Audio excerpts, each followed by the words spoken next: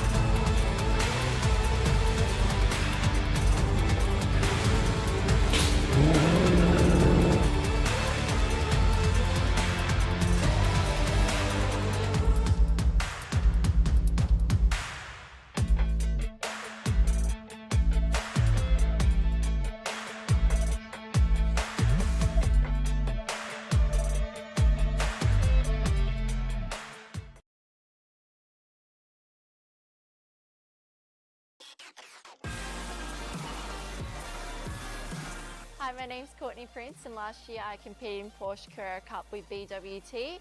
Today I've been on the Sims with the OG race gear. I love the new gloves, they're really breathable and awesome so you don't get sweaty hands using your normal race gloves on the Sim. The socks are also really good, you don't get sore feet on the Sim. I also think in training they'll be really handy as well.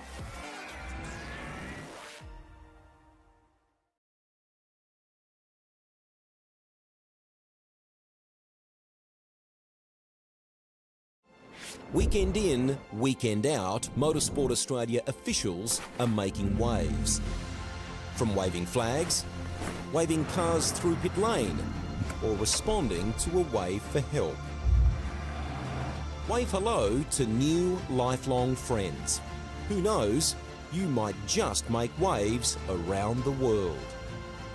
Ride the first wave. Search Motorsport Australia officials today. We are gaming fanatics. Our goal has never been to just play games. We think it's much better to feel like you're actually in the game. This feeling is what drives us as we create world-class gaming chairs. Our one aim, give you a brand new gaming experience. Help you move in perfect sync with everything on screen. Make sure you're having a ton of fun. It took us decades to achieve this, and we're still not satisfied. Every day, we wake up to get better. We'll never stop designing the very best to help you be your best. When it's all said and done, our job's only done if you're in full flow and focused on your victory. May you win, and win big.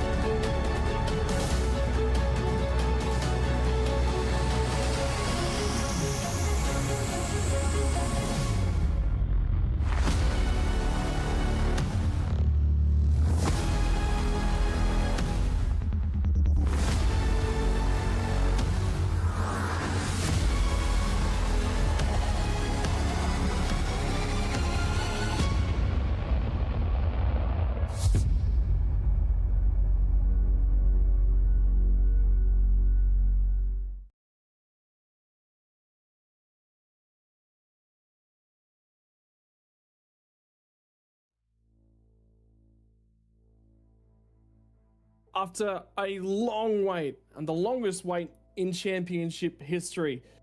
This is the Bathurst 1000. We're in the lead-up process. All of the pre-race stuff has been run. It has been done. We are here on the biggest Sunday of the year. We've had the co-driver clash. We've had the Paddock podcast. We've had the Hall of Fame. We've had GT Pro's championship finale. We've had qualifying. We've had Porsche Cup, and we've had the shootout. Time to nut up or shut up. This is the Logitech G Pro Invitational Bathurst 1000. This is the biggest Sunday on the calendar. And it's time to find out who has got the medal to tackle the mountain for 161 laps. We expand the commentary team to give you every single racing lap from all of today's festivities. Ladies and gents, it's time. It is time to get it underway. My name is Scotty Rankin, alongside of Zach Caban and Mr. Sandman Clark. And Sandman, I'll go to you first because you love this place. You ooze passion for this. You live every kilometre of the 1,000. Absolutely, mate. Good morning, everyone, wherever you're watching in Australia or around the world. This is our grand final. This is our Super Bowl. This is our Wimbledon. Doesn't matter how you put it. This is the best day in Australian sim racing. And here we are, Bathurst Mount Panorama. Couldn't be more excited. It's been a tremendous lead up. Exactly what you touched on, Scotty. So much content leading up just to today. And last night with the support races, that was just, taking it that extra step. It was just so good. And now we've got Zach to join us in the commentary box as well. Zach, mate, big day ahead. Should be an absolute ripper. Massive day ahead, Sam, man. Hello to you. Hello, Scotty Rankin. Hello, everybody. Yeah, it's interesting, isn't it? Normally we do our best work after dark, but this is one of those days in which we're all up at a very acceptable hour. We're getting ready for a day-long marathon. By G, happy hour is going to be enjoyed by all and sundry in about 7 hours' time. A lot of ground to cover before we get there, of course, but importantly, it's one of those days where a lot can go wrong and will go wrong, but also a lot can go right. We saw it on Friday night in the GT Pro Invitational, boys. The Orbit Drop Air stable saving their best until last, getting that breakthrough win. We saw how much it meant to them. That's what's at stake for everybody else in the paddock today. Jared Filsell, Brody Kostecki, match point, not just as far as the Enduro Cup's concerned, but as you said in the opener, Scotty, match point as far as the overall Logitech G Pro Invitational Series is concerned as well. And to take the weight off his shoulders and take the pressure off him going into the final round, I'm sure he'd love to tick the box today. It's not a straightforward equation, but by G, they're starting in the best possible position. Even though none of the Enduros so far have been won from pole, they'd love to be leading the field to green here at Mount Panorama. I'm interested to see how it plays out, though, boys. There's a lot of people that will leave nothing on the table today because it is Bathurst. We saw that last year. And now, of course, there's also that unknown element of the potential interference of weather to contend with as well. So many variables throughout the course of the day. The form guide has been set. Now it's about to be confirmed for us and for everybody at home as well as to whether or not it reads true or not. Yeah, this is going to be a long, long day as well. Opportunities will be there. And for Sandman, I'll tell you what, you're in the fire suit. You're all ready to have a crack at this one. A little bit of a chat about the weather, but more importantly, here comes the G-Hub.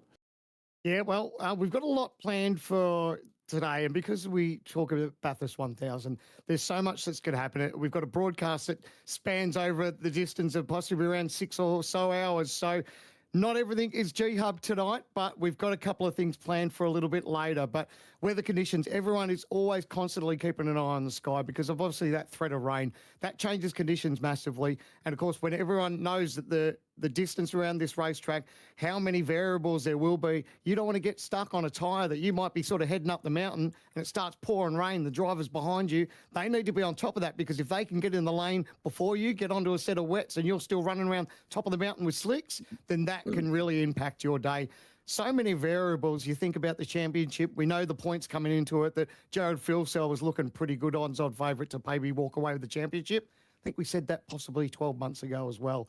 His Bathurst campaign did not go well last year, and it's effectively what cost him the championship. So, so many variables. We'll be keeping an eye on that live radar for the moment. A little bit overcast, but we haven't seen any rain falling for the moment, but everyone will absolutely be keeping an eye on the skies. As you can see the graphic there, what have we got? 82% chance of rain there. So it's going to be up and down. And for the course of this race, it's definitely something that's going to be a peak of interest for the whole day.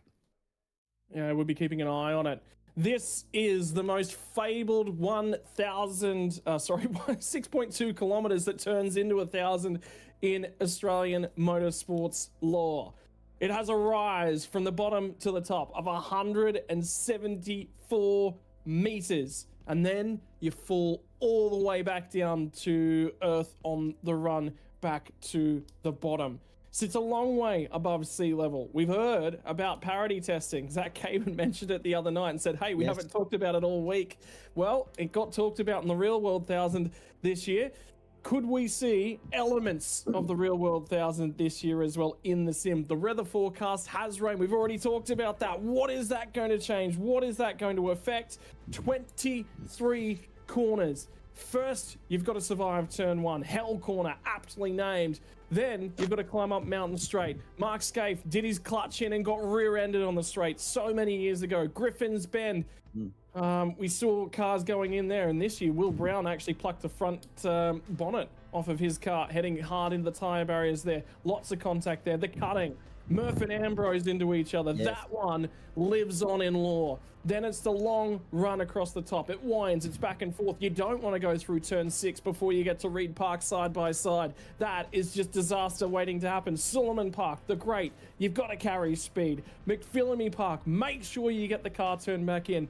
Then it's up and over Brock Skyline. You dive away. My mum said to me the first ever time I talked to her about the Boughton, she said, I went for a ride with your father up and over this place and the road fell away and I grabbed everything that was in reach. Then it's down through the S's, the Dipper, the run to Forest Elbow. Remember when Chaz clouded the barriers in qualifying there on board the Tickford Mustang years ago? The Elbow, you get a break, you get a breather. The long road run all the way down Conrod Straight to the chase. Put your thing on the anchor as hard as you dare. Pull it up, turn it in. Oh, guess what? You've still got 2 more corners to go. To Murray's, don't bowl a wide. Don't head off back down to the city of Bathurst.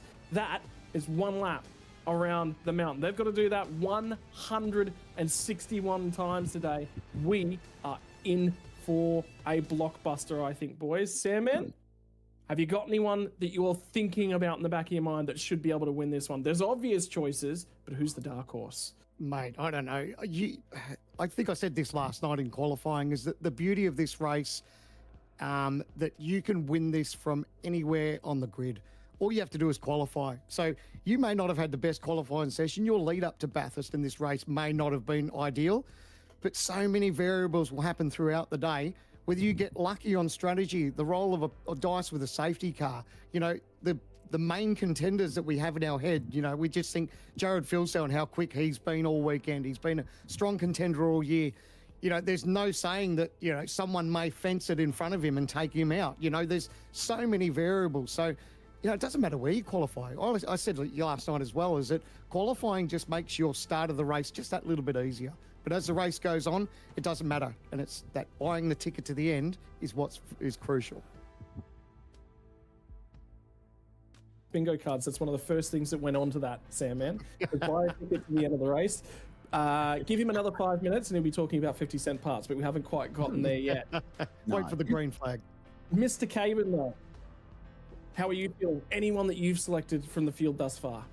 Not really. The thing that most impressed me, boys, was the effort from Madison down. Barely scraped into the top 15 shootout, the big winner coming out of that. But as you guys have already alluded to, the interesting thing is this race can be and has been won from anywhere. So when you look down through the order, there's a couple of names that do stand out. Brady Baldwin, for instance, will be hoping to get inside the top 30. That'll be the first box ticks and then push on from there. Same said for for Damon Mulqueen, Glenn Postlethwaite, etc.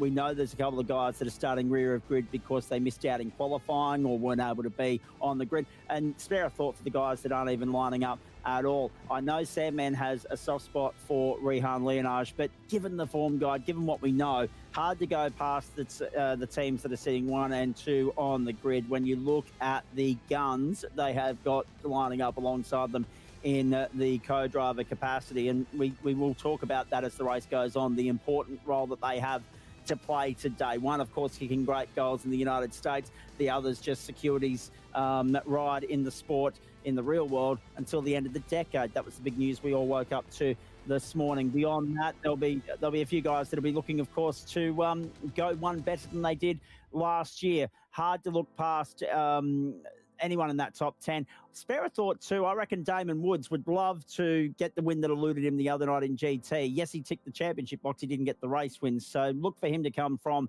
11th. And I've always got an eagle eye on the XL boys, Ethan Grigg, Galton, Rhino Sullivan in 12th.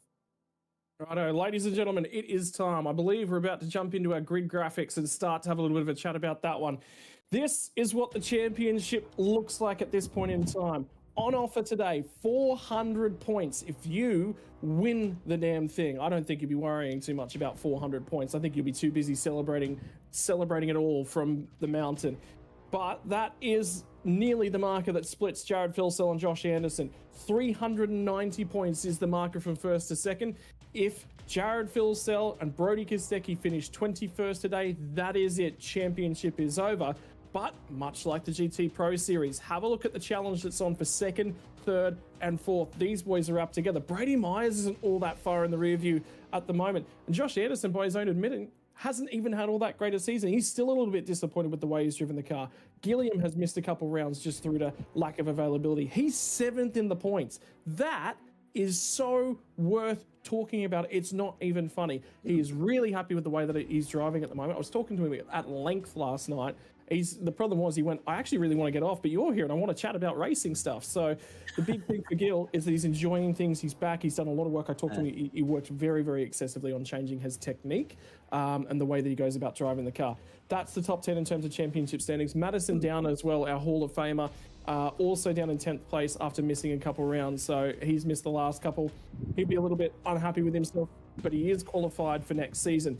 Here's the big one though. Automatic qualification back to the series after finishing in 20th place or better. Lachlan Capel is on the inside at the moment. He's actually not here to race today. He's going to fall massively on the outside. Double points on offer for the final of our endurance races as well. Adam Briggs therefore becomes the driver that's on the inside of the bubble. Just Emily Jones done for the season as well. Andre Yusuf is tied. Yusuf becomes de facto 21st spot at the moment, and he is trying to get his way through.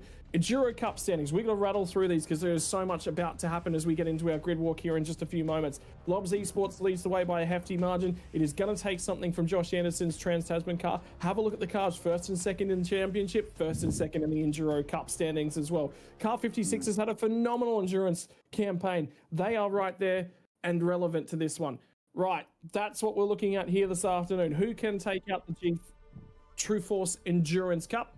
And here comes the grids. Starting off of your play seat pole position, it's Lobs Esports number 94, Jared Filsell and Brody Kostecki. Alongside, Van Gisbergen makes his return to the series. Andrew Gilliam, very happy with the way that he's driving that car at the moment. There was nothing between him and qualifying yesterday. Van Gisbergen steps onto that car. There will be an out-and-out stoush inside that stable for the fastest car today. Rattray White continues that run of good form for himself. In third spot, William Sapstead. They had a phenomenal stoush in Porsches yesterday afternoon. They will enjoy that one. The privateer, Griffin Gardner, was very, very happy as well, speaking to him yesterday about the way him and Forzan El Nabi were driving. Then it's back to Brady Myers and Rehan Leonage. What can they do? The youngster, he wants to prove himself, does Rehan Leonage. What's he going to give us here today? Chiefs Esports, James Scott, Sam Blacklock. Blacklock said at the end of qualifying yesterday, sorry boys, I burned all my luck on Friday night. Maybe he hasn't got what it's up for, but Blacklock will always be in contention. Madison Down and Ethan Warren inside of the top 10. for these guys. Big gain from qualifying yesterday. 8 spots also going to be a Trans-Tasman Racing machine of Jake Maloney and Richard Hampstead. These two are enjoying driving alongside of each other. Trans-Tasman Racing's 36. Ando went backwards after qualifying in the shootout yesterday, but there is still work that can be done for car 36. They'll have good race pace here today. Synergy Sim Racing, talking to them, they unlocked their setup Friday night on board this car. Didn't have a strong co-driver clash. They found something later on in the week. 10th spot for them in car number 72. We'll keep working our way back. It's 11th spot, Damon Woods and Eddie Beswick. Ethan Grigg, Galton Ryan O'Sullivan, very, very confident on board these two. O'Sullivan was very happy with his pace. They could be a real threat as well. Bo Albert and Rainer Costello. Never count Bo Albert out. Never count Rainer Costello out. Keep your eyes on them. Matthew Bowler's had Super 2 drivers alongside of him for much of the endurance campaign. He'll get Cody Birch in there alongside of him for 14th. Dylan Rudd and Kobe Jones will be out of the 15th. That's the 15 that made the shootout. The unlucky driver to miss out at the cost of a late lap that come in from Madison down was Brenton Hobson and Tom Freer. They're feeling better. It was Tom who was actually telling me that Synergy unlocked their setup. They are feeling quite confident. Hobbo's been shorter laps. He's off and working on them right now, trying to make himself feel comfortable. Back to 17th spot, Ian Ford and Dan Hall inside of the 20. Vermilion X Furies, Jacob O'Reilly and Josh Horton inside of 18th. 19th spot, Dylan Pereira and Dennis Katarik, and 20th spot, Jordan Ross and Blake Warboys. And by the way, that lap from Warboys yesterday, he was on a better lap and Stovald made the mistake. He apologised to him profusely for ruining that last lap for that car. M&A Racing 027's Andre Heimgartner and Russell Pepperell. Vermilion X Furies, Yusuf and Great head to 22nd. ERT's Veld and Ruben Gordo, again another car that wasn't happy with their qualifying performance. Look for them to go forwards. Borg and Bentz out of 24th. I believe they actually won the official, but Jason Bentz won the official Bathurst 1000 here a bit over a month ago. So he has got really good speed around this place as well. Jake Blackhall and Marcelo Rivera to 25th. Serrano and Campbell. Then we're going to get back to Widders and Walker out of 27th. Vermilion Furies, Wayne Burke and Zach Kerr. They're a long, long way down. Car number 89's had a lot more speed than that. Look for them to come through. Topping out to the 30 is going to be Kurt Stenberg and Tyson Williams. And finally, Tyson Broad and Aiden Kale. I believe that car is actually Brad Ratu, not Kale, although I'm just checking in for a little bit of an update. Yeah, it is Brad Ratu who's on board, so there has been a swap on board that one. Ratu did the co-driver clash. He was inside the top 5 actually in the co-driver crash on that one. Brady Baldwin and Jamie Stovall out of 31st. There were some issues for that car in qualifying as well. Ben Faulkner, Ian Zhu, 32nd. Postlethwaite Johnson, 33rd. Mulqueen and Billy Mull. ERTs, Scott Gamble and Scott Mackay. 9-5 Sim Sports, Dylan O'Shea, Corey McFarlane. Lobs Esports, Rosella and McMillan. And coming from the rear of the field is Van Dell and Tice Hodge. Those last two cars on the grid had really good penalties coming from Sandown. That is the grid. We've already burned through 5 minutes here. We're going to have to be quick with our interviews as we get down for the games and grid walk. And it's an opportunity to chat to Jared Philsell. Mate, we talked after qualifying yesterday. You were feeling quietly confident and feeling good. But, mate, I'm seeing a lot of puddles on the left-hand side of that grid. It is going to be a tricky getaway from that side of the grid for you. Oh, I think it'll be okay. Long race, but yeah, we can definitely let anyone go if they need to go. But yeah, definitely not the most desirable spot on the grid with what I'm looking at in front of me. No, a lot of puddles, but you get also first dibs on the line, provided you get the car off the grid. We talked yesterday after place seat pole position in the shootout. You were absolutely enjoying things. You were very, very confident. We chatted data. We chatted a whole bunch of different things. And to me, you sound in probably some of the best spirits I've heard you in a good while. You sound like you're in the right space.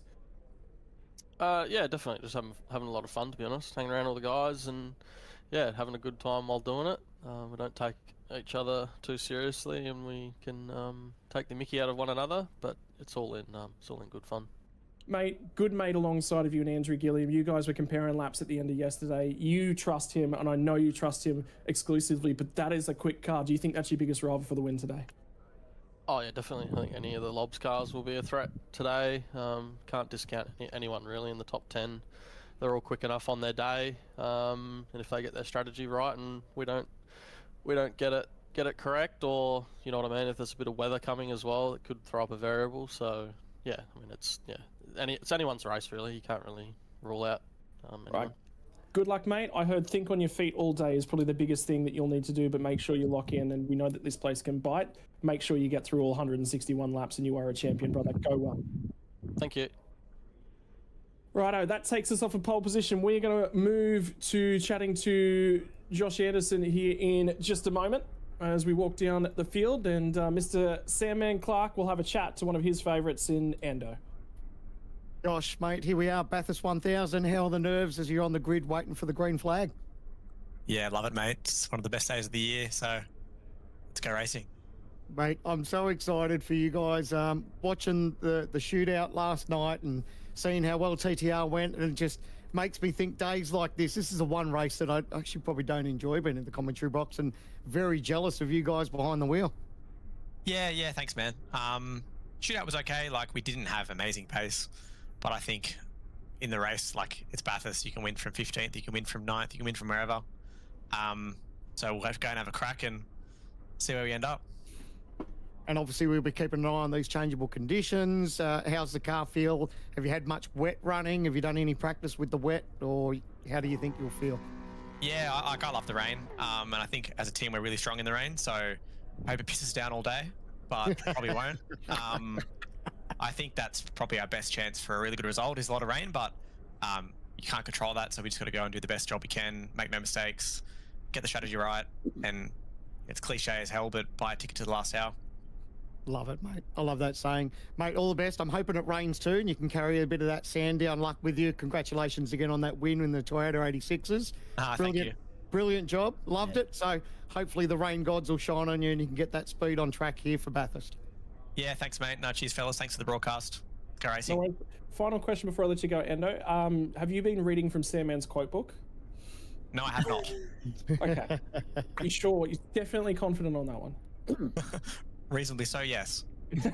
All right, mate. Go well. Have fun. See you, mate. Have a good one.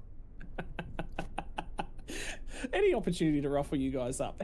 We can't miss it. It's part of the broadcast at this point in time. So, ladies and gentlemen, final interview. Mr. Caban has wandered all the way down to the back end of the grid. Ben Faulkner's on board. Car number 28, mate, from the back. A little bit of work to do there, Caban. Indeed he does, but with variable weather and strategy and the potential for safety cars coming into the mix here, anything is possible. Betty, good morning. The Vermilion by Fury stable entry. How are you guys feeling about the day ahead and the traffic you're going to have to contend with in the early stages?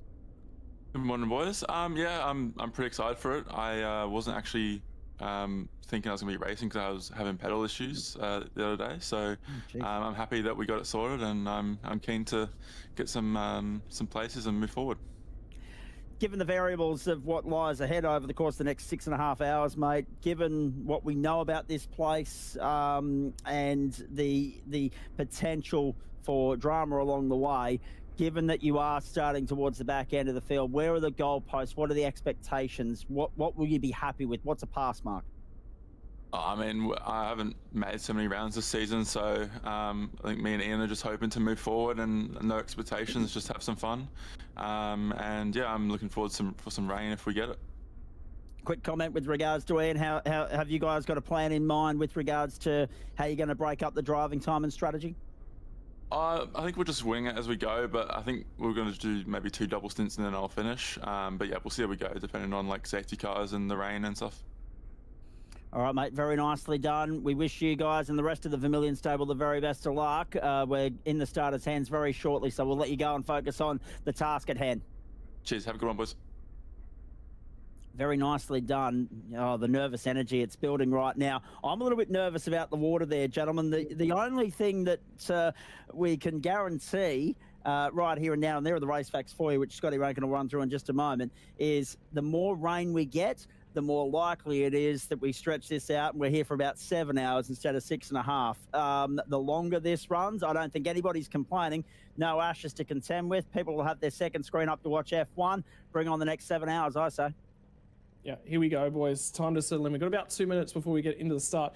Just going to ask our producer, Jay, is there any opportunity we can grab some static shots from up and across the top? I'm really curious about puddles, because I actually, whilst you guys were chatting then, I was taking my own cameras around for a little bit of a flyover and seeing what I could do in sim in terms of things. But have a look at how wet Pit Straight is. I don't know. I think there's quite a big puddle up at McPhillamy Park, up and across the curbing across there, which is a big one that was there for the OSR 12. And Sam, man, mate, you've done a little bit more driving of these things in the wet than I have. Talk to me about the troubles and tribulations. Slick tyre with a puddle. That's got to be a difficult factor for everyone to manage.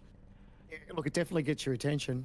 There's no doubt about that. I think looking at that start grid, like, we were concerned about possibly the start for where Jared is. Obviously, you can see those puddles, but they are up against the barrier. So there's those puddles on top of the mountain too. So that's what you really need to be careful of, because look at it, it's right on the racing line. So as the guys come through there, they usually use that ripple strip in the dry and, if they dare, a tiny bit of the grass on the edge there. But that's what they don't want to be doing there. They really need to be mindful. That could be quite chaotic, actually, just looking at those live pictures at the top of the mountain now. So, they probably haven't had a chance to see what it's like. And maybe our first pictures now might be just getting radioed through to those team members now saying, hey, be careful. Righto, we are getting set for a start procedure. This is it.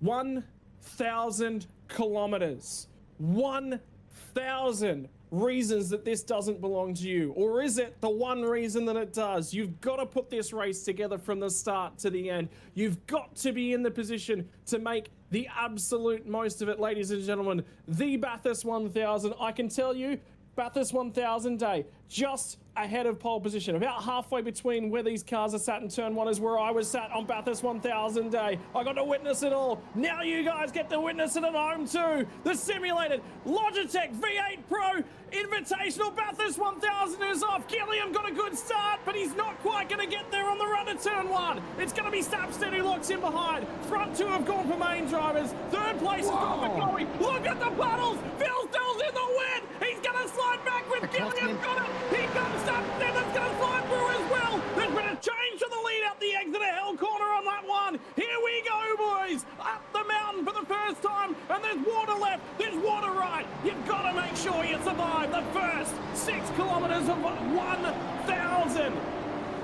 Yeah, well, that's exactly what we were talking about. You touch those puddles and you absolutely know about it. So Jared just on exit, a bit like the real world Bathurst 1000 up. We had water on the straight just heading up top of the mountain a couple of years ago. But now, as we saw those live puddles up here, this is what the drivers really need to be mindful of, because we saw a lot of water. It was on the racing line. And if these drivers don't know about it, we're going to have calamity here in just a few corners. Oh, there is All eyes are on the leaders. They get up and through the grate. They get up and out the other side. McPhillamy, somebody turned in. It was Forza El Nabi turned in. There's a puddle on the outside. We're going to keep an eye a little bit deeper in the field. Somebody will make a mistake at the back end of the field because they just can't see it. Did the field survive McPhillamy on that one? Yes. Yes, there's a ton of spray in the air, but they got through. Everyone survived. Gilliam leads the Bathurst 1000. He'll have Shane Van Gisbergen he can hand over. The man is sitting there and enjoying everything that happens when you're the first off of the elbow for the first lap of 161. And here comes the field. They're all still there. They're all feeding through. I tell you what, they're all pretty smart about this. No one has been aggressive up and across the top with the tricky conditions that start this race. It's not worth it. No. That's like one of 161, Sam, man. Not worth it. Brad Ratu, first invoice in the race. Jump start, drive through penalty. Long day ahead for the Orbit Drop Bear stable. Down through the chase, there's a lot of puddles on the right-hand side when you enter the braking zone, so you can't take the primary line. Down and entering the chase. So this first stint is going to be figuring about what the risk levels are, how you manage it. The big thing I noticed is have a look at pit lane entry to the right-hand side of this. There goes Ratu will dive in to pit lane. Did you see the amount of puddles he had to cross over to get in there? Righto, 1 complete, 1 in the book, 6.2 kilometres done, only 993.8 to go. And it won't take long to come and go. The longer this plays out, the shorter it's going to feel, ladies and gentlemen.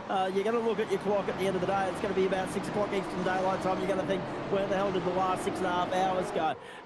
Once you get into that groove, into the mould, time seems to slip away from you fairly quickly. It'll feel like an eternity for the strategists that are going to be calling the shots for these guys today, though, especially with the variables and the uncertainties that Bathurst brings with it. Up to the top of the mountain, second time through. We ride on board with Brady Myers. And it's just a one-line train at the moment. Everybody's had that opportunity. Look, it's Rehan Leonage, of course, starting the car. We're big fans of Rehan Leonage. We know what this guy brings to the table. He was in the top 5 at the end of last year as well, Sam, man. And as you can see, everybody just sussing out track conditions. It looks as though it's mainly top and bottom of the circuit where those puddles are particularly prominent. Everywhere else looks particularly dry. So everybody would have made that decision to start on dries and would be happy with that decision at this point. We need to go back and have a look at the chase actually for, I believe Thomas McMillan's in the car. Postlethwaite's co-driver got him on lap 1. So there was a mistake down there, searching for the grip conditions. So a little bit of damage on board. Go back to you, Sam, then, sorry. Yeah, no, I just thinking the beauty part of it now is that these drivers have now had that siding lap. So they've got a bit of an understanding of where these little puddles are. It's not affecting their speed. They just need to be cautious. Oh, here we go. A little bit of a dive here, possibly. No. Didn't think about it, but they're just being smart. So they know where the puddles are. So now it's all about just concentrating and being smart about the moves. This track is going to get a lot better, but there's no massive concerns at the moment that we're going to have drama.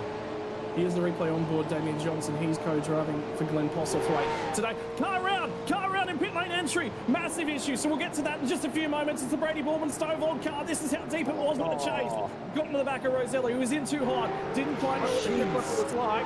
But I reckon car 07's actually okay. It's Brady Baldwin, so it's the main driver that's on board for car 07, but he was backwards in the entry to pit lane. He got away with a 360 spin and kept it going. And for the dirt man, because that's where Brady Baldwin's probably preferred discipline is, mate, keep it to the dirt side of the stuff. Don't bring that to Bathurst. That's not going to help you. What about the car control from the Lobs entry, though, with that little nudge? Oh, jeez, wow. That car's damaged. That car's bad. He caught the puddle. And you see, and I was talking about that, when you get on the slip tyre and you hit a puddle, you know about it straight away, and the car just snapped left on him. So it looks like this is probably a good chance, this camera shot, because we can actually check out the steering angle.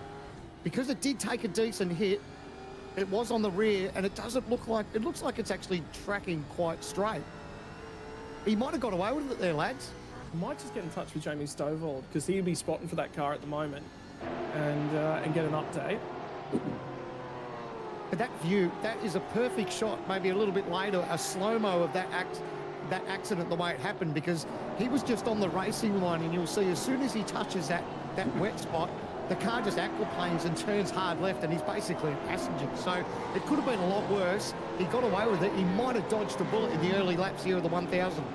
Was it shades of 22 or 23 when we had that opening stint, and everyone was, there was a dirt track effectively ground into the chase and out the other side from where everyone was running wide and dragging mud back onto the circuit.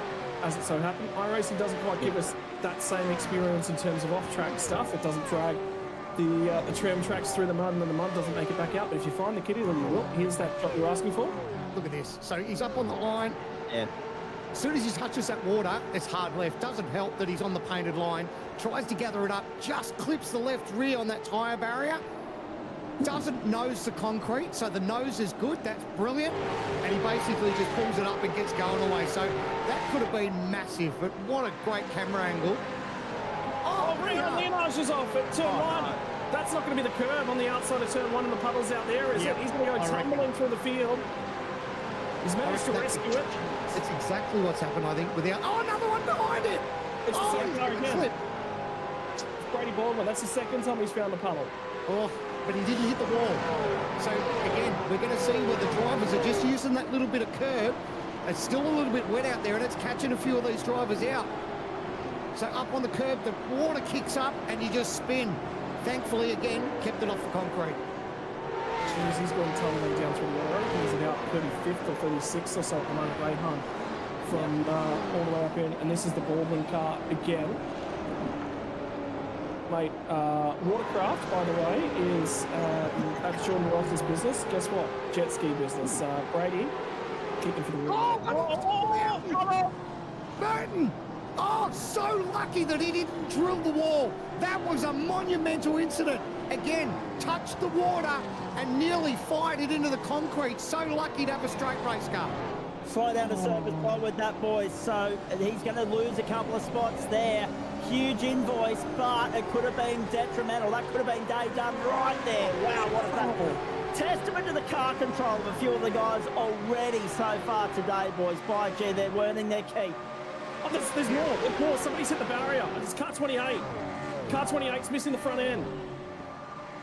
And we're also hearing that there's more damage for Hayden Veld and Ruben Goodall. Yep. Gee whiz. Oh. There's 53. They're done. Is that car going to make the pit lane? Front left tyres off the car. Yeah, Both ends of the car. Yeah, that's destroyed. Absolutely destroyed. Man, here I was a couple of laps ago saying that they had a siding lap and it's probably going to be pretty much smooth. Oh, no! Break the fence! You're kidding me! Everyone is still getting caught out by these puddles. Do you reckon it's the confidence has come up? Well, possibly, but you can't, like we even know when you're racing in the wet, even though it's not a full wet racetrack, you stay away from the ripple strips and the painted lines. So, and there's still drivers that are game enough to get up on the ripple strip. Easier said than done, though, when you're going too wide, boys. I mean, some of these guys are being compromised. They're being forced out there. Track position at this point in time, such is the congestion, the traffic, the way it's all banked up at the moment. So Russell Pepperell's gone into pit lane there in 36th position. Hayden Veld still with that meatball. Let's hope he can get the pit lane. And Ben Faulkner still showing on pit lane as well, car number 28. So a lot playing out here at Mount Panorama in the early stages. 3 drivers currently on pit road, and incidentally Brad Ratu's transit was 21.948 seconds as well. So that's the sort of invoice you pay for a drive-through penalty and a jump start. Let's have a look at that replay on the OG Gear replay. Oh, bang, bang, bang. Very lucky not to, very lucky not to have the track blocked at the top of the mountain. Yeah, how was that on safety car? Holy crap. Well, there was another Vermilion car that was in that. So there's 2 Vermilion cars that have been caught. I didn't quite pick up who the other Vermilion car was. But again, confidence level. I'm going to say it's confidence. Has basically shot up. And then everyone's like, okay, well, we can sort of explore things and go. I cannot. I've called about 8 or 9 of these things now, the Bathurst 1000. Yep. This is the first one I can recall being like this. Here we go. Hold your breath. This is the OG Gear replay. Look at the mist, the spray, the damage, the cars, the spinning. Oh, he locks it up, tries to get through. Mate, absolutely nowhere to go. It narrows up so quickly. Oh, look at this here. No way you're going to go 3 wide. No way, boys. No.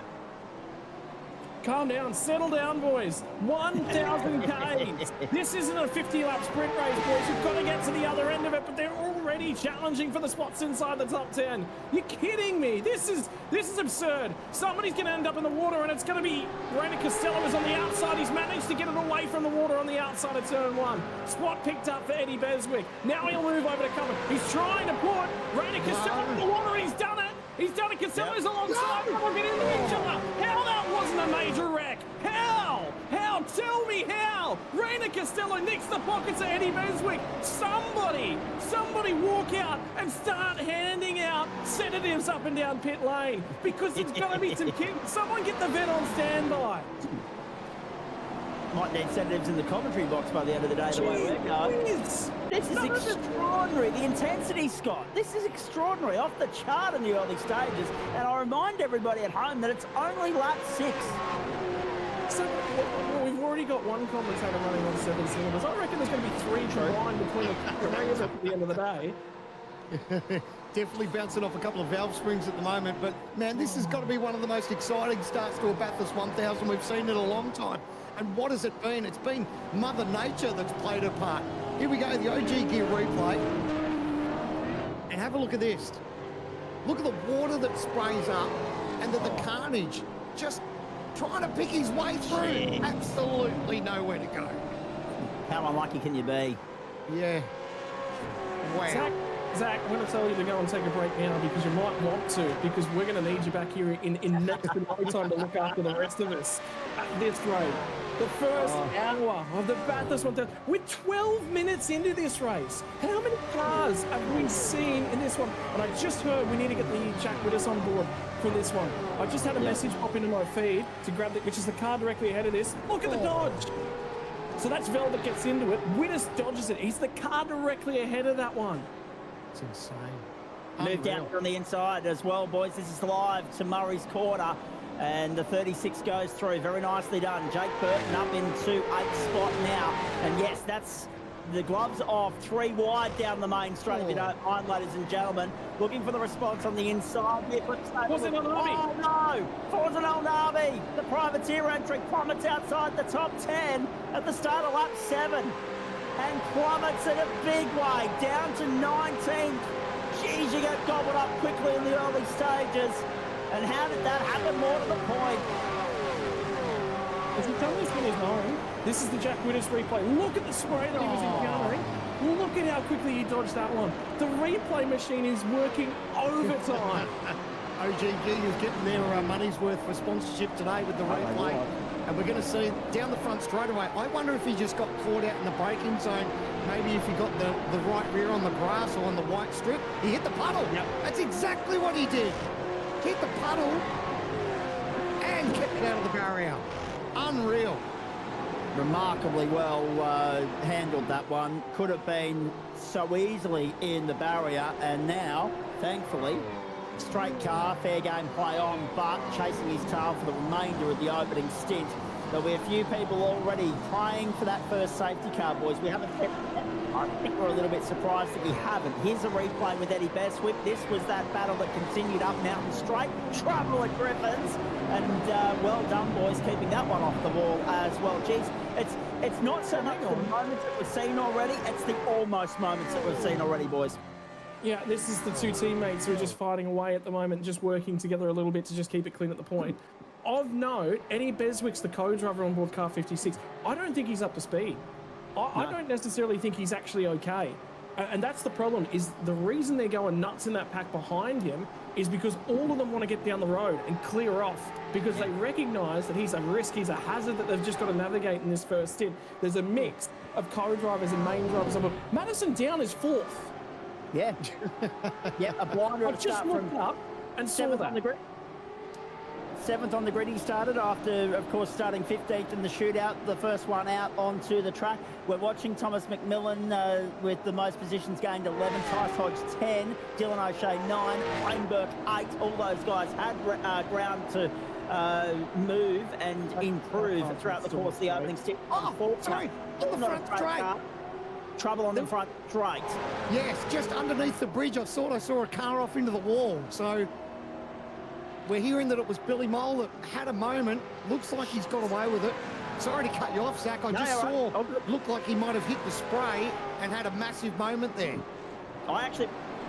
There's the OGG replay. He is all right. He's driven away from this one. There's the moment again. How good's the car control been from these drivers this morning? This is why they're the best in the nation in supercar land, ladies and gentlemen. By gee, the car control is ultra impressive so far. I want to go back to Scott's point, though. I want to get both your thoughts on this.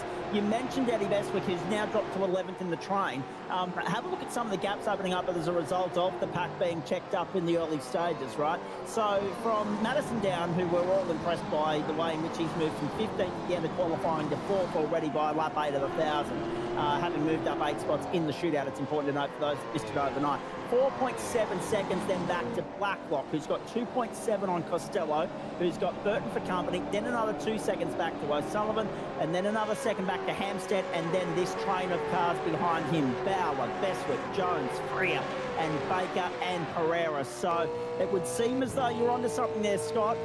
We talk about moving roadblocks in the early stages, so we've got that to contend with, and we've also got my little adorable, beautiful little niece, who's 10 in January. She used to say, Uncle Zach, floor is lava. Today, the lava is the water. Change for P3. Madison Down, I'm just keeping an eye on him. He was about half a second faster than William Stapstead over the last couple of laps once he got clear at the front end of... oh, no. Used to back at the chase. Oh, my word. It's just, it's mad. It is. It's literally the start of 2022 all over again. I'm not laughing at the incident. I'm laughing at our producer at our ear, ladies and gentlemen, Jay Kennedy. As soon as he chases a different perspective of this race, a different battle pack, a different angle, as you can see there on the OG Gear replay, something else happens where we just were following. So that's going to be the narrative throughout the course of the opening couple of stints here, and as Sandman has already quite rightly alluded to the people from OG Gear. Very happy with the value for profit they're getting today with the investment in the OG Gear replay sponsorship here on the platforms of the SimSpeed Esports Network and the Australian Sim Racing Group. To the top of the mountain once more. Patterson down. Could he potentially just add to the legend of the Hall of Fame status bestowed upon him the other night, boys, and up trump the Lobs Esports stable? They're going to be very difficult to reel in today, but if anyone can do it, I reckon it's this bloke. Absolutely. We shouldn't be surprised, should we? I mean, we were more surprised that he was struggling to make the top 15 and only got in with the barest of margins. So, you know, here he is. He's looking quite comfortable. He's got a little bit of pace in that car. Sitting P3, early stages. He wouldn't be too concerned that the Lobs cars up front are starting to disappear. It's a long way to go. Oh, come on, That's O'Reilly. This could be a safety car. He's in a bad position. I think obviously he's got to touch some of that water. Oh, he's a sitting duck. Has he got, trying to see if he's got the engine started. Can he drive away from there? That light, he's lost an engine. No. He might have lost an engine because he's tried. You saw the car lurch a couple times. He went for the starter. Oh, where did Baldwin go? No, we need a safety car for this one, I think. I don't think he's going anywhere. So this could be the first safety car of the day. Lap 9 of 161. That'll be a safety car for sure. And look at the time marks, boys. He's got up on the ripple strip, hit the water, and he's nosed head first into the concrete wall. Ooh. We've lost 5 cars already. 5 cars of 30. Sorry, my apologies, it's 4. My apologies, one of those is a safety car. I was just reading where their timing and scoring was. We've lost 4 cars. Hopefully we don't lose the safety car, because we'll be in a lot of trouble if that happens. Pepperell and Faulkner have got back out there, Scotty, but they are 3 laps down. That's important to note. Jacob O'Reilly's the car parked on screen there at the moment. Unfortunately, that will be definitely retirement number 1 of the day. Safety car is called right on cue.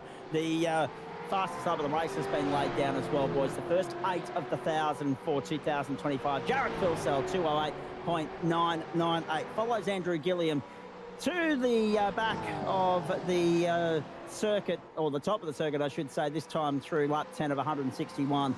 And they will head down and make contact with the safety car for the first time today. Let's have a look at this incident. So we'll watch this one, and then I've got some info which I think will be really, really interesting. No, he's been tripped over from behind. I think. Was that Widders? No, that wasn't Widders. Actually, I think he's touched that puddle, and it's just turned him hard left.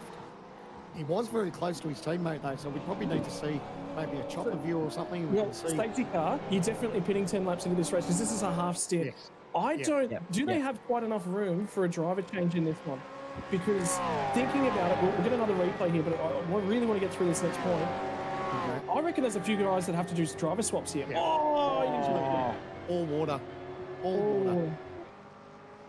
I reckon if you've got a main driver in, you might have to do a co-driver, get the co-driver in.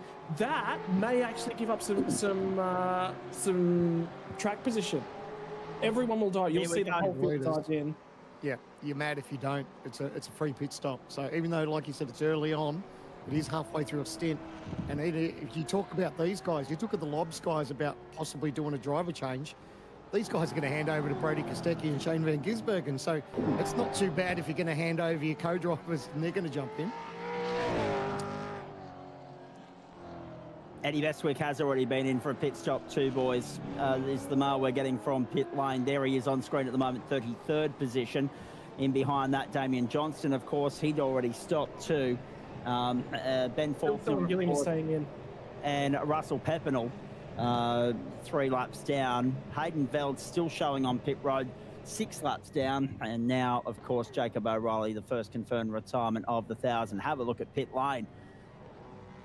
Like peak hour on the M4. And a bit of leapfrogging going on there as well. So Gilliam goes out ahead of Phil Selp. And they are going to stay in the car, as Scott Rankin has already alluded to. So critical. Very, very critical. A driver swap is 30 seconds. Look at the pit stop times. They're all around 20. Yeah. So it wouldn't have covered.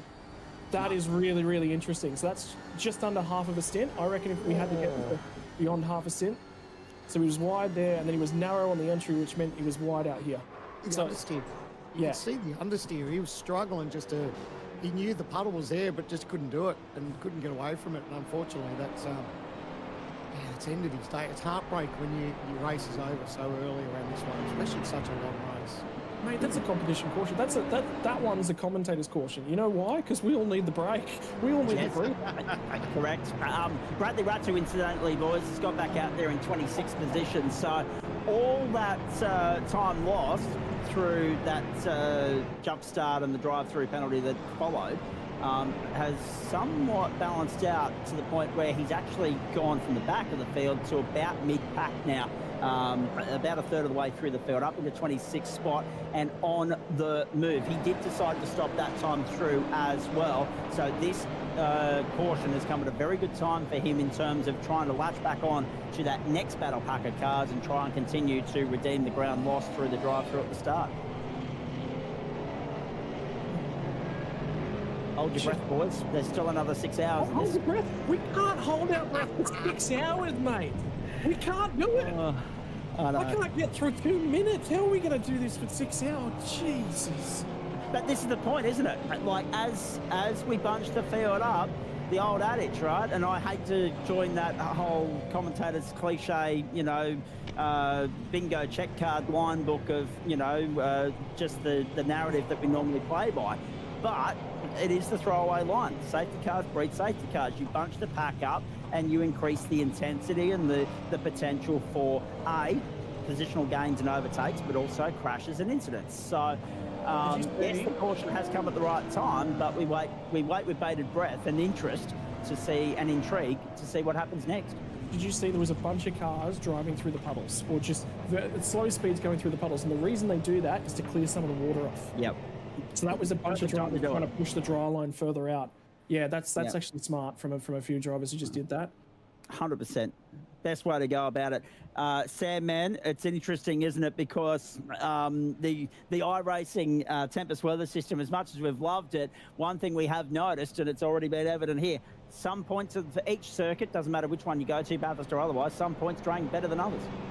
That's it. And that's the beauty of what we've got now in our series, and the factors that these teams and drivers need to really take into consideration. It just brings us that one step closer, doesn't it, to real world? Because yes, you think about some of the most famous circuits around the world, and Le Mans and all that, or you're talking about Spa. There's obviously, it can be wet in one part of the racetrack and dry in the other. I love the fact that these guys rolling around in the safety car are trying to splash through these puddles, because it's not affecting them at the moment, but what it's doing, it's clearing up that racetrack. So it gets them that little bit more traction on corners. It opens up the racing line a little bit. And as the day goes on, those puddles and that are going to disappear. But it's just really smart heads-up driving for the moment for these drivers that are just trying to splash through and have that dry out. Another lap behind the safety car as well. So at least lap 13 before we'll get a restart here. This is the completion of lap 11. Now, at this point in time, I can tell you that we've been running, obviously, the 11 laps. What I don't have in front of me is a race time in terms of how long we've gone so far, because we all look at the record books, right, and try and work out which is the fastest 1,000. Last year was quick. It was sub 6 hours. I don't think we're going to go sub 6 this year. The pace just isn't there. And, of course, with the weather coming, it's going to obviously amplify that problem a little bit further. What I am concerned about is the time remaining in sim says 5 hours, 23 minutes and 46 seconds. Please don't let this be a time certain 1,000. That's the last thing any of us would love to see. So being told there's a 12-hour window, which is actually good. Can you imagine, though, if we are here for 12 hours, Scotty? It'd be a long day. By the way, this was actually a really, really funny point. So I was a part of the crew working on the Scop Sandown 500 just a couple of weeks ago. That safety car on that occasion got locked to dry tyres in a wet. They had a bug that just wouldn't let them put wet tyres on. I can tell you that the BMW, the Logitech safety car, is on wet tyres. I just had a look at that. That's good. At least he doesn't have to worry the speeds he's going at the moment. He doesn't have to worry about pair of marks. I just thought that was a funny moment. Okay. A couple of a couple of cars are going to be cleared here by the safety car, and there'll be cars that are a lap down, ladies and gentlemen, going around to unlap themselves. Ben Faulkner, of course, and I think behind him, Russell Pepperell as well. So those two make their way through, and they'll come back and join the back of the train. Just hearing that Wayne Burke has come in to top up the fuel as well. And to be fair, boys, you know the game much better than I do in terms of strategy, particularly you, Sam, man. I'm looking at you here. Wayne Burke has come in to top up the tank just that little splash further. Nothing to be gained, nothing to be lost in this situation. When you're that far down the order, you may as well throw caution to the wind. Yeah, well, that's it. It's a possibility of, short-term loss, but it may be a long-term game, because that might be the difference where he stays out for a couple of more laps and catches a safety car at the right time. So it's never a guarantee, but always nice to have up your sleeve. If you're down the back of the pack and things aren't going your way at the moment, it's a free pit stop, basically. So nice to have that in your back pocket. Indeed it is. May as well let everybody know as well, since we've got this break in proceedings. I was told that I wasn't allowed to talk Ash as if the test match was still running in terms of going around the grounds. But what I can tell you is that WBBL is underway this morning. The Melbourne Renegades are 2 for 45 against the Sydney Thunder, and they are only chasing. Yes, have a look at the water clearing job. Oh, magnificent. It's like watching a high tide come in at Bondi. Have a look at the splash coming up at the moment. 2 for 45, boys, the Melbourne Renegades. They are only chasing 65 for victory. They bowled the Sydney Thunder out for 64, so that game is fast heading towards an early conclusion as well. Just don't throw any Formula One stats at me, mate, because I want to save that race for when we finish this one. So. As you know, before we went live this morning, I cut the connection to the Foxtel just to try and help the internet out a little bit today. So I don't know anything about Formula One, Sam, man. I'll be watching that one after the fact as well as you. So, and for everybody else tuning in at home, whilst we are trying to avoid spoilers, we very much encourage you to get your sports bar setups out in an operation this afternoon. Have the Just don't comment on Formula One in the chat. No, you've done it. No, now they will. Exactly what's going to happen. Yeah. So take the car, you're heading to pit lane 2, boys. And we can tell you that us on one screen and the Formula One on the other. And also, if you're a rugby league fan, the Rugby League World Cup draw is being confirmed this afternoon for next year at about 1 o'clock Eastern Daylight Time as well. So a big day of sport. World Championship beach volleyball finals are on today in Adelaide as well. I reckon they're on SBS Viceland. So plenty of viewing options to complement our coverage of the 1,000. But do us a favour and stick with SimSpeed TV and watch Bathurst 1000. Oh, absolutely. Have us on the main screen. Have us on the main screen all day long. Absolutely. 100%. Here we go, boys. Here we go, Scotty Rankin. Back to a restart we go. Yeah, safety car's off. Back in the hands of Andrew Gilliam. And he's going to lead us away and goes very, very early in this one because he wants to stretch the train out. He wants to make sure that he's nice and comfortable. Into the final corner. Dodge the puddle on the inside. The racing line's got narrower at the final corner with the puddle right there. Little bit of a flick of the spray up, and Phil Sells immediately on the windscreen wipers. Clear it off. Reset yourself for a race restart. And we start lap number 13 of the 1,000. This is going to be a long, long day. It's already been a difficult one to this point in time. The puddles have already claimed victims. Keep an eye on Leonage as he cuts his way back through the field. He will be happy that there's a restart and a reset at this point in time as well. Check this out. A dive at turn 1. Down the inside of Rainer Costello. He gets the job done out the other side. Jake Burton on the move. So far, so good. Playing through the restart, which is what we'd like to see. However, it is lap 13. So I'm sceptical as to whether it'll be lucky for everybody or unlucky for someone. Let's wait and see how they attack the top of the mountain. Let's see if their efforts to clear the water at the top of the circuit, get it off the circuit and off that outside non-racing line preferred part of the circuit, if that has actually worked for them as they stretch their legs across McPhillamy Park for the first time in the second stanza of this 1,000 for 2025, the Logitech G Pro Invitational. Round 3, of course, the True Force Enduro Cup, and of course our car running in second spot at the moment, Pole Cities. The Wops Esport Jared Phil Cell entry with Brody Kosecki. They are on match point. They've already won the first 2 Enduros. They're out, of course, to try and complete the hat-trick today, and in doing so, it would wrap up the overall 12-round championship for Phil Cell as well. Here's Ryan O'Sullivan. Hello to his old boy, of course. He messaged us the other night during the co-driver clash, said, I'll be tuning in from the Maldives. I can think of other things to be doing in the Maldives, but Rhino's dad, Paul, and crew there are tuning in, of course, that lovely part of the world known as the Maldives, a part of the world that's just a little bit out of my bank balance affordability at the moment, I would suggest, as William Sapstead is looking back at the tail of the battle for fourth and Oh, geez, that was hairy, wasn't it? That's Jake Burton there behind William, of course. And Burton's lost a little bit of ground there on the run to Hell Corner. Gilliam, the fastest up of the race at 2:08.263. A blinder of a restart from Andrew Gilliam. Trouble. Oh, no. Is that cut? No, it's just a blink. It's okay. But there's been an issue. Car number 93 down at the rear end of the field. They were feeling confident, feeling comfortable. Not anymore. Is he going to grab the public? Yeah, he is. Passenger, absolute passenger. It's been the storybook so far of the opening laps of the Bathurst 1000. These water and the puddles are just catching a few of the drivers out. So it looked like the front bumper was hanging off it. So it looks like he may have to have a trip to pit lane. But thankfully, probably not too much damage, and he can get on with it and keep going. Wasn't El Nabi at the wheel. He's already had an issue with the puddles on the run over turn 1 and dropped a few spots. Now he'll have to settle himself back in. We'll see if he can keep trying to advance his way through the field. It's going to be a long day. We talked about 1,000 kilometres, 1,000 reasons you can't win this thing, but there is 1,000 opportunities to work your way back through the field at the end of the day and at least keep that car in contention. Of the cars that we've seen, I can tell you, car 53, Hayden Veld, I believe, is still in pit lane repairing that car. We might still yet see that car. Something's happened to Teo Sorono as well. He's now backward at Skyline, but the engine's still fired. You saw the light come on and then go off again. Here's a couple of cars that are trying to carry on as well. It is still continuing on. It's the puddle again. Yeah, yep. Still.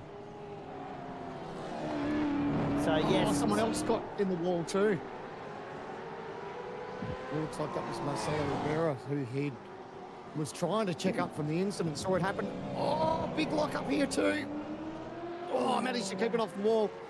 But yeah, looks like Marcelo got up and made heavy contact with the barrier. There's a splitter on the straightaway. I think it's Rivera's. There's a couple of dinged up race cars, and it's still very early. Here we go. LBO GP replay. There's the water there, bang, gone. So he's checked up. He saw the incident in front of him and probably got caught out by the puddle because he was eyes forward and unfortunately just made contact with the concrete. So there he is in the lane. He'll get that fixed up and back out on track.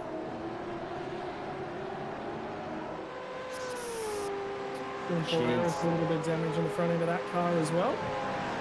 He's currently got Bradley Radu on his car at the moment. He's 21st and Radu 22nd. Radu, of course, continuing his recovery mission through the field, down the inside to Griffin's Bend, thinks better of it. These guys on the cusp of trying to break their way into the top 20. Andre Youssef holds 20th spot at the moment, side by side a little bit further back to Brian Borg and also Brady Baldwin in behind in this battle pack 2 as they make their way to the cutting for 15th time. Let's have a look at Dylan Pereira's moment at the top of the mountain. To the left-hander at McPhillips. Straight to the wall. 1, 2, 3, bang. Oh, look at it in the background. Synchronised pirouetting, ladies and gentlemen. If ever you've seen it. Going out in sympathy to Mr. Rhino. Oh, massive moment for the 42. That's Billy Mole, of course. And barely hung on to it. Oh my goodness, that was a massive save. Lucky to get away with it. Are we going to have 20 cars at the end of this, at this rate? Yeah, I'll tell you in a few hours. It's not looking great.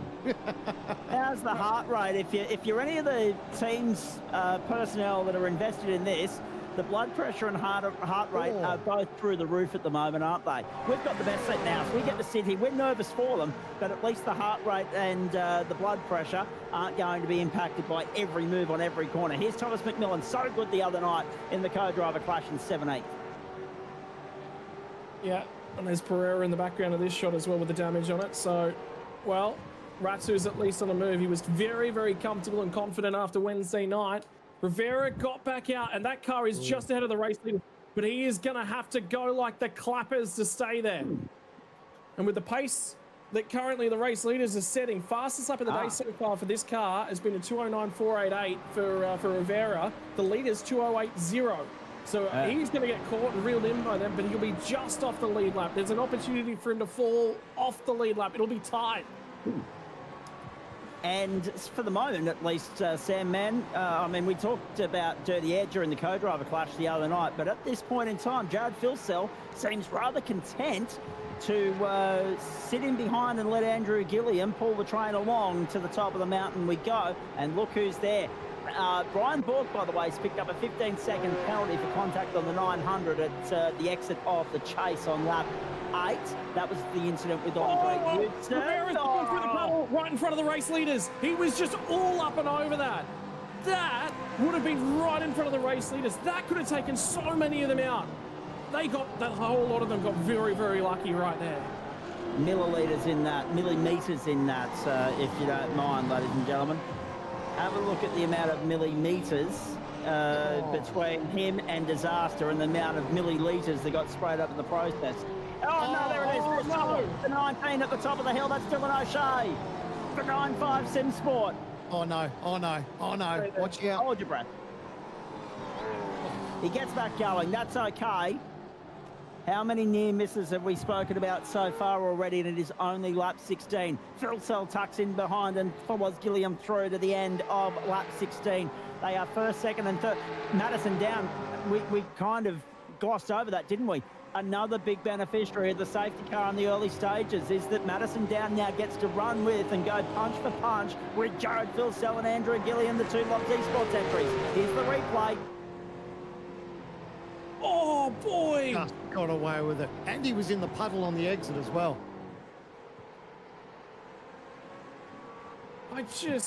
You know the luckiest thing about the Rivera one is how wide he actually went. Yeah.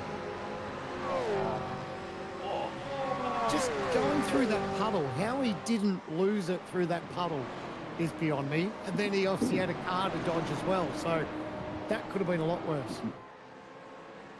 Jake Burton's just got by William Sapstead into fourth place as well, boys. There they are, back of shot.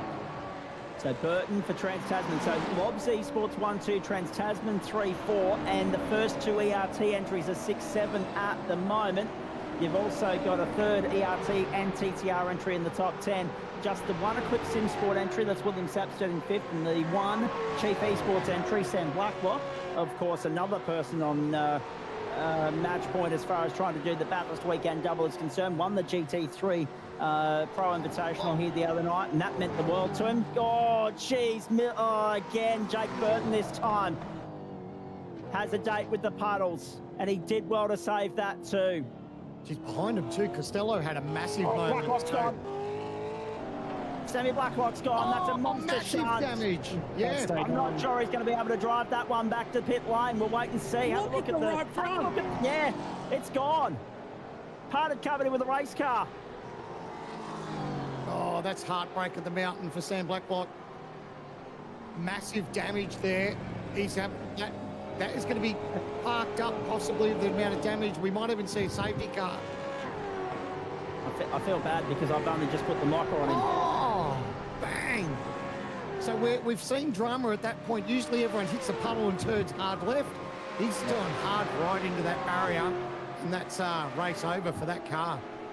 Have a look at the serious wheel alignment that thing needs. It needs a lot more than that, but he's done well, actually. Credit to him. I feel bad I put the mic on him. No, he caught the puddle at the chase.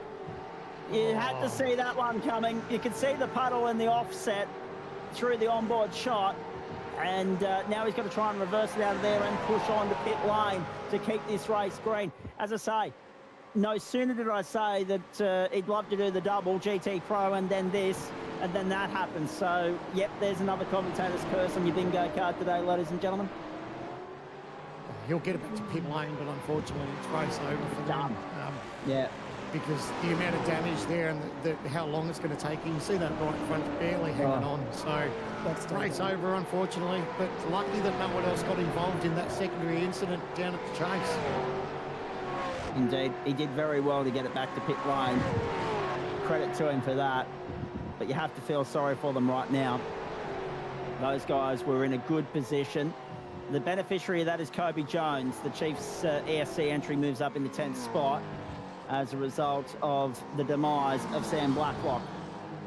Also for Chiefs Esports.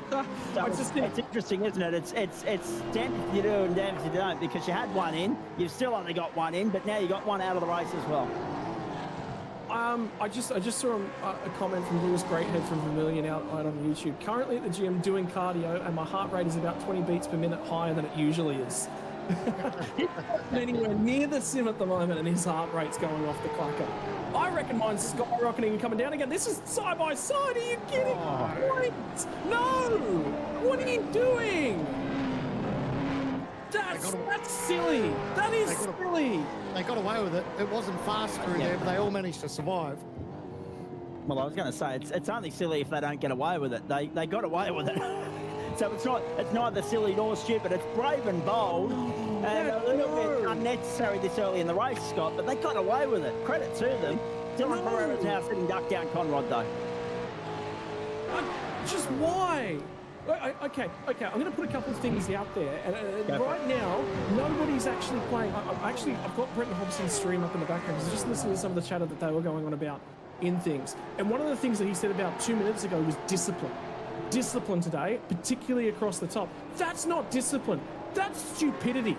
That is how... Look, Pereira's car's damaged. It's hurt. It's going backwards. You're going to pass him eventually. You don't have to do it right now. There's going to be another safety car. Why are you being that stupid right now? Look, Wittes has had a troubled year. That is how it ends in a heartbeat. I'm sorry, I am not happy with that. Sandman, your thoughts? It's different. It's different when you're in the race car. You know, I've known it too. You know, you when you're in behind the wheel, you know, you make passes and you make, you know, decisions in the car that sometimes you think that, you know, it's probably not the smartest of ideas, but these guys have got a little bit of an understanding of what grip they've got underneath them. So, obviously it's not ideal. It's not the fastest way around the racetrack when you're doing, you know, side by side like that. But, you know, look, at the end of the day, they did come out the other end of it. It wasn't the fastest time that they would have set all weekend, but they survived. So, you know, it is always a different feel when you're in the car, and, you know, you sort of got an understanding, but I can see where, you know, everyone thinks. I just had a message come in that just gave me a little bit more context to it, and he said go back earlier on the Pereira car because that come from the Vermilion car. The Vermilion car had to go at them earlier on, so there was a lot more in there. Okay, so that makes a lot more sense. Yeah. So it was to do with Burke. The Burke car made a move of some description earlier on. So our producers, the problem for our producer is it won't show up on the timing. He's got to go and do some actual research to find out that happened. But again, I will put it out there. This is how you get more cars in the fence. Yeah. So there are definitely... That's dumb. Yeah. I'm sorry, but that's stupid. That is just stupid.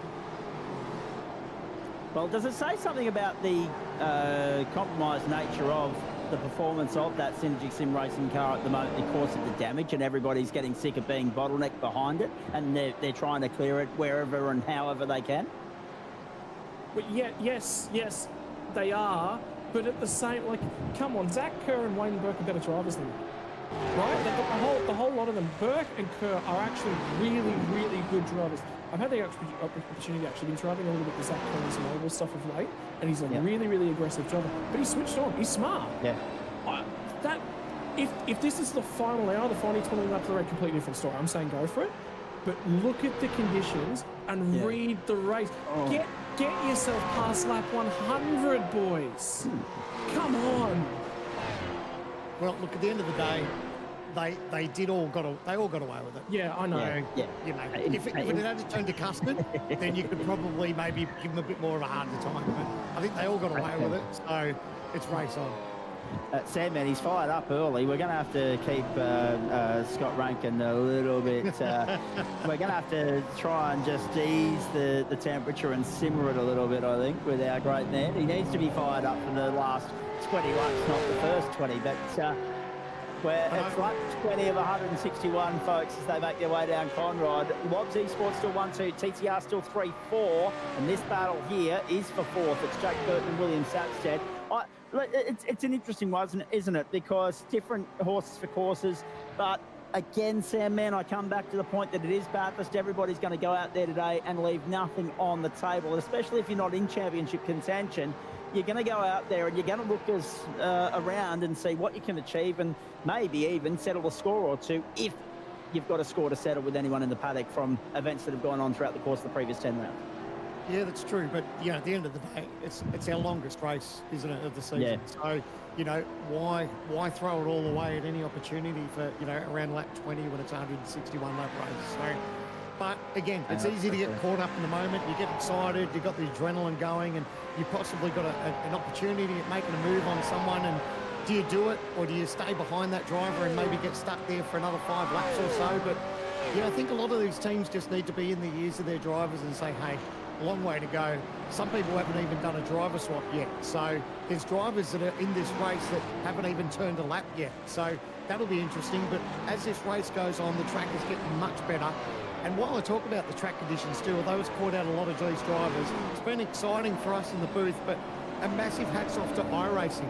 They put together a program where, the weather plays a massive factor. It's not raining, the sun's out, but it's been raining and there's puddles on the racetrack and these drivers need to be careful. There's consequences when they touch the puddles, and iRacing have done an absolutely outstanding job with the weather model, and it's only going to get better. Well, I think it's worthwhile pointing out that this is a platform that was baited in 2008, so it was built before that, based on the platform of NL 2003 from 2003. This sim, everyone sits around and complains about it a lot, and definitely there is some optimization things that are precursors, that are, they're ancient because of the hardware and the architecture it's come from. But at the end of the day, remember that this is something that was built prior to 2008. We've got marbles that you can see there at the elbow, and we've got massive puddles across the top. It's brilliant. When they came through with the update, think about when they get the graphics engine overhaul and the whole system overhaul as well, what we're going to be capable of. It's only going to get better. And, I have a hard time swallowing the fact that, yes, all right, the game's not perfect, the sim's not perfect, but it's bloody brilliant for what we've got. And for me, I show my support and do my membership each and every year. I throw my support by buying cars, content, and racetracks that I don't even use. But like dirt racing, I don't really have much enjoyment from dirt racing or using sprint cars. Yeah, it's a little bit of fun, but basically I buy all that content, but I don't use it. And the only reason I buy it is just to support iRacing. I think they're doing an incredible job, and it's just going to get much better. Quick shout out as well, boys, whilst we're going. The great man, one of the upper echelons, head honchos of the Australian Sim Racing Group, is on double duty today.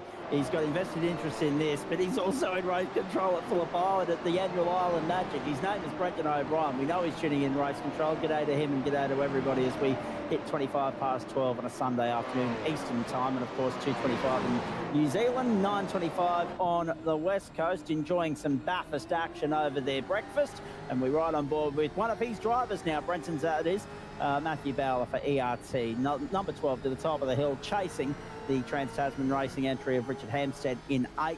29 versus 12. These guys are about 2 seconds down the road from Ryan O'Sullivan, who's doing a very nice job aboard the number 7 that he's going to hand over to Ethan Griggold a little bit later on in the day in position number 7. Righto, Matty Bowler. Think about him. He won Victorian Esports just earlier on in the year. The man's a champion. He's moved his way forward. Over time, he used to be a Porsche Cup driver by and large, but he's grown into the supercar and become better for it. Oh my God, what a race. I can't believe, by the way, we're 22 laps into this one. We're 50 minutes into the race. There's still so much more to come our way. We are just coming up on what would have been the first green flag pit window. We've had drama. I think the field have taken a better read of the conditions to this point. I think that groove is starting to widen across the top of the mountain. And I might have just commentated cursed. Madison Down, I think, has just had some sort of an issue up across the top. And remember, this is a legend of the game. This is a guy who's been around for such a long period of time. And look. Oh, no. Oh, no. Oh, he has closed the wall. Made contact. Now, how much damage has he got? That is the car that's P3 on the road. So it's not a question of talent. That tells you exactly how difficult this is.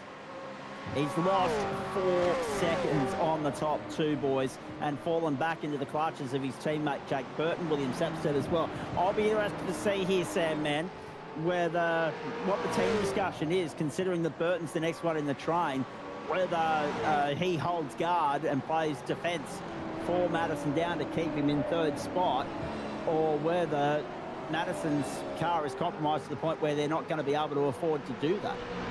Yeah, well, this is a point now where Madison will just be evaluating what sort of damage, and we could probably take a sneaky look over his shoulder and probably check out the steering angle and see how the car's tracking. But he's obviously made that contact, so you're right. He's lucky that he's got Jake Burton behind him. It takes the pressure off him a little bit, and it's when we get down to the straightaway we'll be able to see if there's just a little bit of maybe left hand down or right hand down as far as his steering angle. Doesn't look too bad, but we'll get a real indication when we come out of this last turn here. Oh, that looks okay. Yeah, that looks okay. It'll be here. Yep, it doesn't look too bad at all. So he might have got away with it. He'll have a little bit of aero damage maybe, and that's something that they'll be able to tidy up in a pit stop, and that'll probably help when they do a driver change. Telling tale sign will be the lap times here too, boys. Last time round at 2:08.6 for both the Lobs Esports entries, 2:09.5 for Down on the back of that mistake. Let's see what the clock reads this time through, comparative to those around him as well, who, Burton was in the 8s last time through. Main straight, lap 23 now, or 24 actually, we've just started for Andrew Gilliam at least, of the Logitech G Pro Invitational, Bathurst 1000, round 11 of the championship, and of course round 3 of the True Force Enduro Cup. That time through for Madison Down, 2:09.2. So maybe, just maybe, there's still a little bit of a niggling issue at that car, but a guy as well versed as Madison, it's something that he'll be able to adapt to throughout the course of the day, I'm sure. The underlying determining factor is going to be how much does it compromise him in the long run? Has that just eliminated him from being an outright contender? Or will potential further strategy, the way it plays out with safety cars, potential wet weather on the way as well, will that potentially bring him back into the fight? This is going to be a long, long day, boys. Since the safety car, most of the field pitted at the end of lap 10. We're now over the halfway mark into the second stint of the race. This has changed up the strategy just a little bit as well. Think about the co-drivers and what everyone's done. McMillan's on board the 55 car, been keeping half an eye on their progress. For the 2 at the front, I reckon they've got to get out of these cars because they need the co-drivers to do at least a fair chunk of this race. They've got to do at least 54 laps. That's 2 stints and 6 or 7 laps or so running around there. That's really, really important. You cannot do more than 80 consecutive laps. So you have to get out of the car. That means a minimum of 2 driver swaps, by the way. That's really, really important. These guys are getting some of their main game drivers out of the way earlier. They'll lean on the co-drivers quite heavily in this next segment of the race. I actually expect these guys to get out of the cars. The co-drivers will do a triple, and then they'll jump back into the end. 91% fuel tank capacity as well there, boys, 121 litres. So, Sam, man, if we're crunching the numbers, where's our critical lap as far as how long we can go into this stint, given that the pit stops came around about lap 10, lap 11, and we, of course, restarted on lap 13. There would have been some fuel saved there. There's the change. That's Jake Burton going through on the inside of Madison Down. Unsurprisingly, I think the floodgates are about to potentially open on the Hall of Famer, and he did well yet again to save it from a moment through the water on the exit of Murray's Corner. To Hell Corner we go. And you just get the feeling that Down might be a little bit of a sitting duck here up Mountain Straight. Let's wait and see what William Sapstead decides to do. Rainer Costello wants to weigh into the fight here as well, knowing that they need to get by Down as quickly as possible in order to stay in contact with Jake Burton. Down the inside, Sapstead. Yes, and Down's happy to let him go. Costello will look on the exit of the cut of the Griffin's Bend on the run up to the cutting, and I think he's going to try and go around the outside. No, caution's the better part of Valor for the moment. But that says to you, Down's car is starting to hurt. It's starting to go backwards just a little bit. 209.8 on that last lap. There's definitely damage on the left front corner. Now, how do you manage it across the rest of the stint? And the thing is, they're starting to lose touch with the leaders a little bit. Jake Burton will be so happy with the way that he's driven this car in the first stint. Started out a 9th spot. He's up to 3rd at the moment. And he's still yet to hand over the co-driver. They're disappointed back at Phillip Island. They called the strategy correctly, but they got overrun by 20 seconds in that final stint. And Phil Sell drove that car from the rear end, mid-pack. It was about 22nd or so to steal the race win. Car 93 still circulating with the damage. Fawzi El Nabi will be gutted with himself. He'll be disappointed with the way that he's driven this season. Or at least today. But boy, look, puddles, they're minor things, they're shiny. And but don't get trapped in, don't get sucked into them, boys, because they just change your whole outset on the race. I cannot believe car 77 had damage, and the car's still tracking straight, but it's just so slow at the moment. It's just switched off. Yeah. Yep. He's going to get time bombed again. Here comes Rainer Costello. Oh, he nearly bowled wide. And Madison did so well to avoid him in the middle of the corner. He just got squirrely on the apex, Rainer Costello, and that's going to cost him a little chunk of time there. So Burton and Sapstead have got clear air. They're gone. Costello's still trying to navigate his way by Madison Down. That's going to hurt them in this opening stint. But again, it only takes a safety car to change all that. Sandman, can I come back to you? I don't think we successfully got to get to the point where I was asking about what our critical lap is for this stint. Yeah, well, it changes and fluctuates a little bit. I think some of these drivers with these conditions and safety cars, so I'm just chasing those numbers at the moment. But we know they were halfway through a stint, so we're looking sort of around the old, is about 22 to 24. But at this stage, what are we, like 26 now? And then, so they're still a little bit away from what will be their next pit stop. So all eyes are on strategy. I'll chase those numbers up shortly. Probably the next 8 to 11 laps, we'd need to have a look at pit lane. Things will get busy here. Here's Eddie Beswick. Scott mentioned his pace earlier in proceedings. He's under pressure here from Ewan Baker, the Synergy Sim Racing entry, out of the cutting once more. Beswick last time through, a 209.58. The leaders did a 208.43 and a 208.51. Rainer Costello's off and into the grass, and the puddle's up and across the top. He's just had a massive wild ride and hung on to it. So that's given Madison Down the opportunity to breathe a little bit easier for the moment, but it's also put Costello under pressure because there is Ryan O'Sullivan in behind. Ethan Griggold will, of course, be watching on, the 3-time XL National Champion watching on with interest to see if Sully can get him up in the 6th spot here, and Costello's just invited him into the mix. Madison Down breathing a sigh of relief at the moment. The pressure was mounting on him. Been relaxed for a moment. There's the replay thanks to OG Gear. Not the biggest moment we've seen at the top, but a skirmish nonetheless. Yeah, well, it could have been an absolute nightmare. He was just lucky that he kept it straight through the puddle and through the mud and the grass, and it didn't turn on him. So thankfully, Bert gets away with it and gets to punch on for another day. Indeed. Wow. Anxious moments in the early stages. There's Matty Bowler. The ERT entry across the start-finish line. Oh, that was a moment. That was definitely a moment for Richard Hampstead. Caught the puddle on the exit of Murray's. Down the inside goes Bauer to 8th. Kobe Jones away into this as well. That's the car behind Bauer that you see, behind Hampstead that you see there.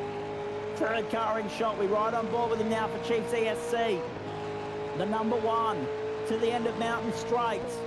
Is there an opportunity beckoning at Griffin's Bend? Yes, there is, and Kobe Jones accepts the first invitation handed to him. Down the inside, and he moves to 9th. So it's 2 in 3 corners for the 10th place Richard Hampstead for the 29 for Trans-Tasman Racing. And a little bit of work to do, and again, so costly is a transit through any puddle around this racetrack at the moment, particularly at the bottom of the circuit we're seeing to this point of the Logitech G Pro Invitational 1000 for 2025. Only lap 27, so much more ground to cover.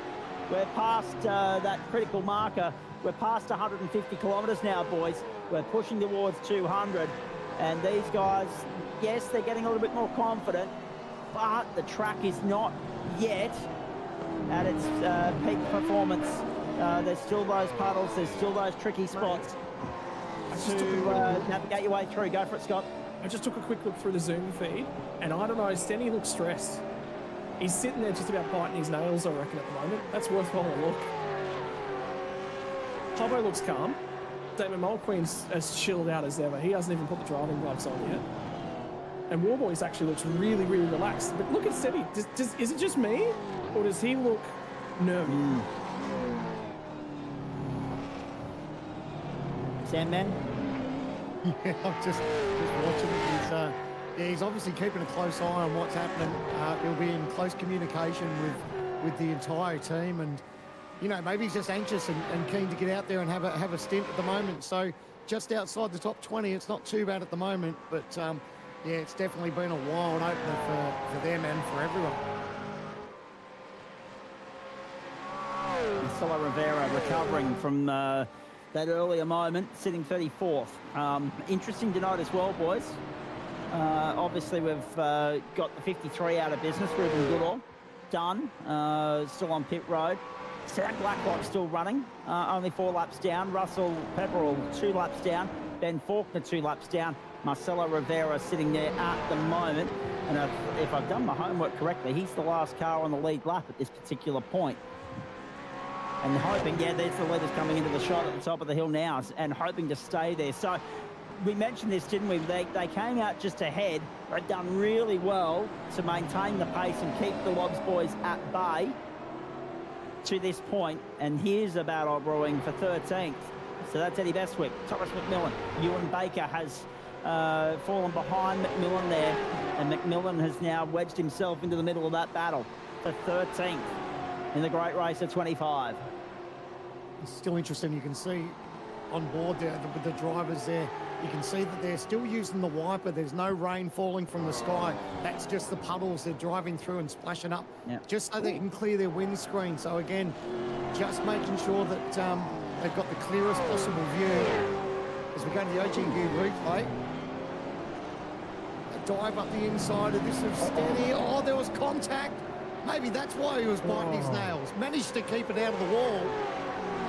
So Stenny would have been watching that, and that's probably why he was biting his nail. Wait for it at the cutting. Watch this. Again. Not again. Yep. Oh, how close. Fine margins. Hold your breath, boys. Yep. Well, incredible intensity. Fair game. Fair game. Yep. Under the Armour All Bridge once more. McMillan's doing a nice job there, making up ground. There's no disputing the fact that those guys could be on for top 10 at the end of the day. They'll need a few things to fall their way. McMillan very impressive the other night in the co-driver clash. To go punch for punch with Andrew Gilliam, with Brodie Kostecki, I should say, all the way through. That's 32 laps of Mount Panorama. Up Mountain Straight we go to the outside. This is bold this early in the day to be trying the outside at Griffin's Bend. It doesn't work for the moment. Lap 29 and a 3-way fight for 13th is holding our imagination, holding our attention for the moment. I hope you're enjoying it wherever you're tuning in around Australia. SimSpeed Esports Network and the Australian Sim Racing Group as they head up towards the top of the mountain. Interesting to note as well, it would look as though, we had the sun trying to poke its head through the clouds only a couple of moments ago. It's probably the brightest it's been since race start, boys, their trackside. But also important to note, yes, the puddles are still there, but they're a lot thinner, a lot shallower than what they were at race start. Yeah, it's starting to warm up out there on the track. I was actually just going to say, this is probably a good opportunity for me to go for a bit of a walk and a chat about confidence levels, because I can guarantee you there'll be some nervy guys, there'll be some comfy guys, and there'll be all the rest as well. So, but yeah, I think I'm going to go for. I'll leave you guys with it for probably 10 or 15 minutes here, and just go chat to a few people and talk about comfort levels. All right, feel free to bring a driver back with you if you are ever so inclined, Scott. We'll hold up forward here, and we'll have a chat to a few drivers later on. I don't know if that's the best thing. They're all too stressed, I reckon, at this point. That's probably the best time to get them from a commentary standpoint, from an entertainment standpoint. Oh, geez, that's a hairy moment. The 56 gets away with it. That's a good move from Eddie Bestwick on the inside of Tommy McMillan at the chase. And he goes back to 13th. He was under pressure from McMillan down Conrod. And McMillan yet to get by and tick that box. This is for 13th. Rankin departs. Caben, Clark and Kennedy remain. The platforms of the SimSpeed Esports Network and our coverage of the Logitech G Pro Invitational Championship for Supercars in 2025 and the True Force Enduro Cup Bathurst 1000. And great to have True Force on board as well as all of our other sponsors, supporters and partners in 2025. And we're looking forward to them coming back on board for 2026 as well. And so much to be excited about with regards to that season already, and we've still got another sprint round to run in 2025. Up to the cutting. You can just see there too, Sam, man, that Ewan Baker is, oh, geez, slipping and sliding through the cutting. Stand on the gas, boy. Fantastic. McMillan's putting the pressure on Bestwick at the moment. This has been a good opening stint from McMillan working through the field. Ewan Baker's just lost maybe half a second of contact with those guys. Bradley Ratu's the one that I want to give a quick tip of the hat to, mate. From that jump start, he would have been kicking himself for that, but he's managed, and I've just done a Lachlan Mansell by mentioning that. He'd be kicking himself, but the reality of the matter is, he's recovered very nicely. Yes, the safety car aided that, but he's still got to make track position on merit. Mistakes have assisted it, but it's also down to a very solid drive from him and executing some clean overtakes along the way, and he's made his way back up into 16th spot. Nice recovery so far. Yeah, absolutely, and that's all you can ask for. You know, mistakes are going to happen throughout the day, so, you know, what he's done is just got on with it, head down, bum up, basically, and it's not a bad position to be in. It's only lap 30, so absolute long way to go. He's got himself a little bit of clear air, and there's a battle that's happening in front of him. Bestwick still under pressure from McMillan. Oh, Bestwick standing on the gas, sliding out of the chase. Not yet presenting McMillan with an opportunity to go through on the inside. They've got to attack this differently to what we saw in the GT Pro Invitational on Friday night. A, track conditions. B, cars handle different, perform different at different points of the circuit. And you're seeing evidence of that here and now. Baker's latched back on. Gilliam and Phil Sell continue to lead up front. Only 0.2 of a second covers first and second, but they have importantly put 7 seconds as Madison down sends it on the inside of William Sapstead. What a move at Griffin's Bend, and Madison's back up into 4th. They've put 7 seconds, top 2, Lobs Esports, 7 seconds on Jake Burton, who's put 3.5 on his teammate, who's pulled off a miraculous move down at Griffin's Bend, dirty side of the road, a little bit of water being kicked up there on the Eclipse Sim Sport entry of William Sapstead, and what a move it was. Yeah, he had to give down a little bit of room there, and unfortunately probably just got on the dirty part of the racetrack into the marbles and understeered a little bit wide, but he was smart. He gave that room. He knew that Madison was up alongside of him, so no point to argue it. He just got on with it, let him past, and now they're pushing on. But you can see how far that Jake's gone off into the distance. Just so that was obviously a little bit to do with how much damage that Madison down had, and that was obviously slowing themselves up, him and William. So they'll battle on now, but they've got their work to cut out for them as far as getting that car as speedy as it was in these early laps. That contact for Madison down has obviously hurt it a little bit, and hopefully they can get on top of that in the next pit stop.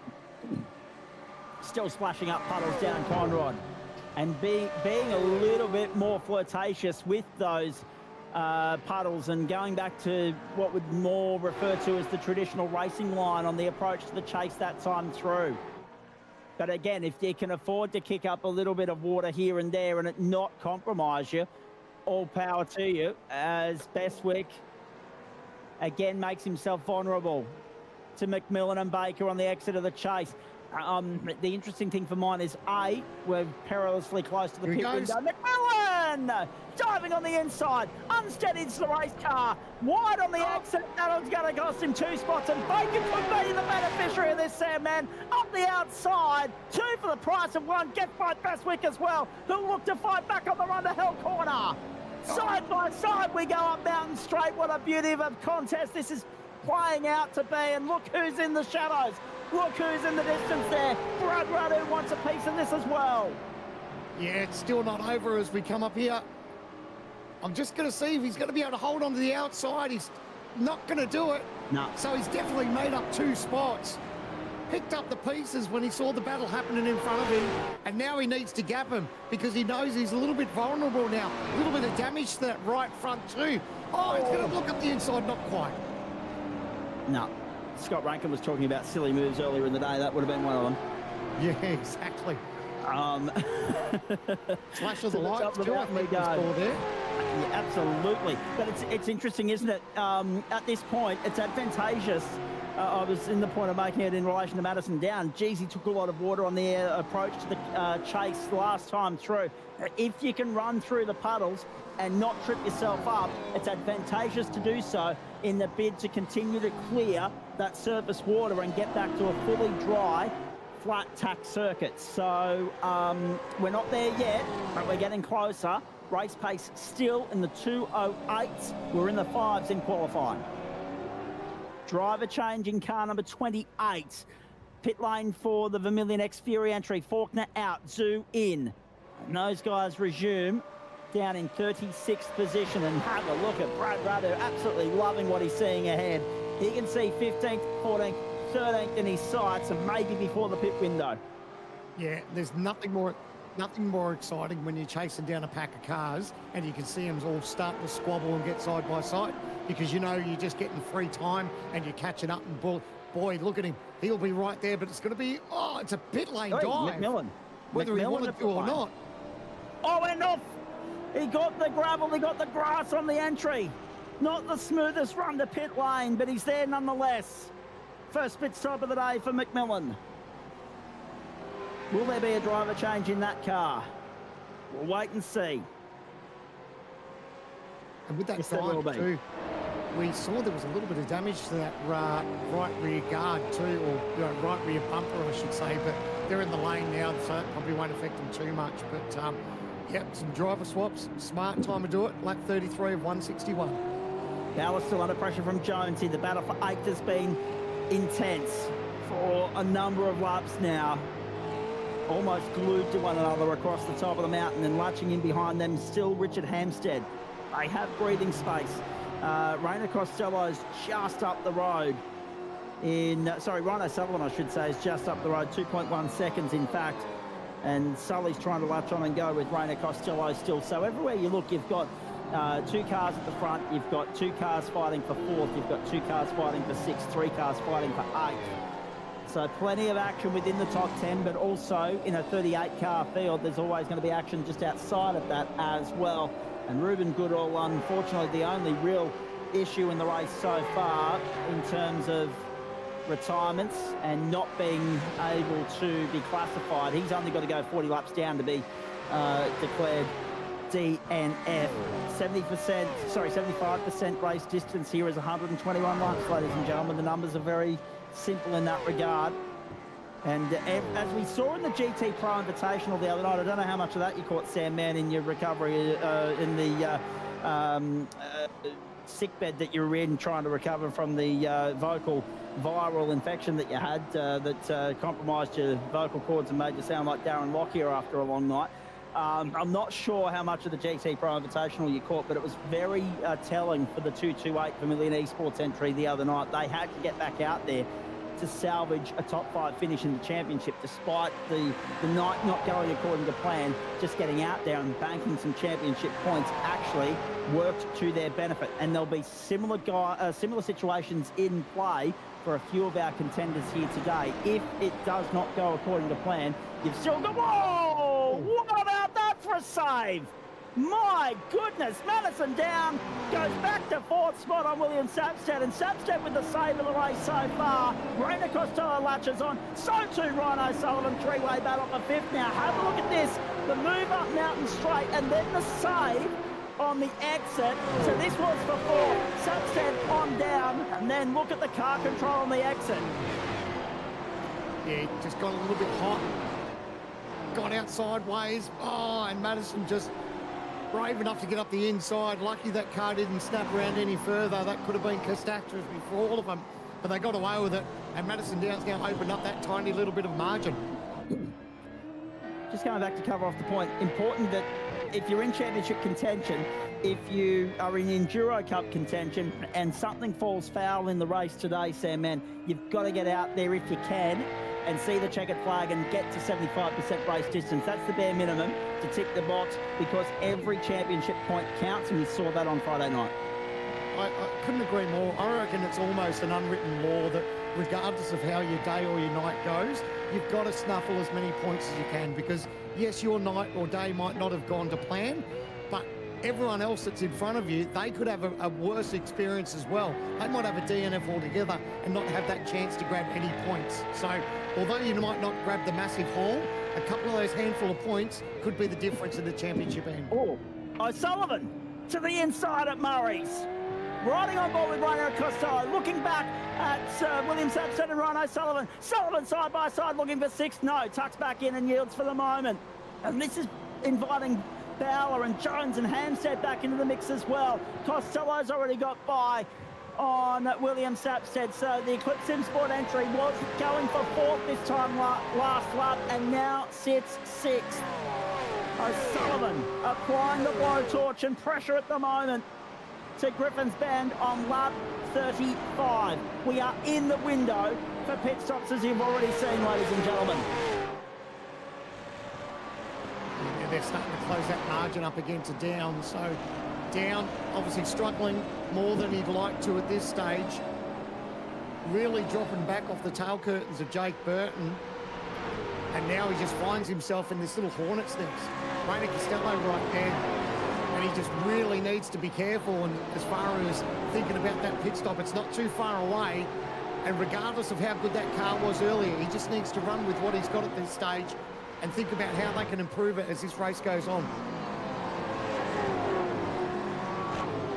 A four-way fight for position number 5. And now it's about to be position number 4. Those guys are literally within a stone's throw of Madison Down. Going back and having a look at the battle, bottom of screen, Bradley Ratu has caught the tail of Eddie Bestwick and Ewan Baker. So Baker has gone to 13th, Bestwick still holding on to 14th. Bradley Ratu now in the hole shot for the slipstream down Conrod Straight. Our round-the-ground roving reporter, Scott Rankin, has returned to the booth. What have you found? Yeah. I was in chatting to drivers and I heard safety car and I immediately just said, I'll leave us with it.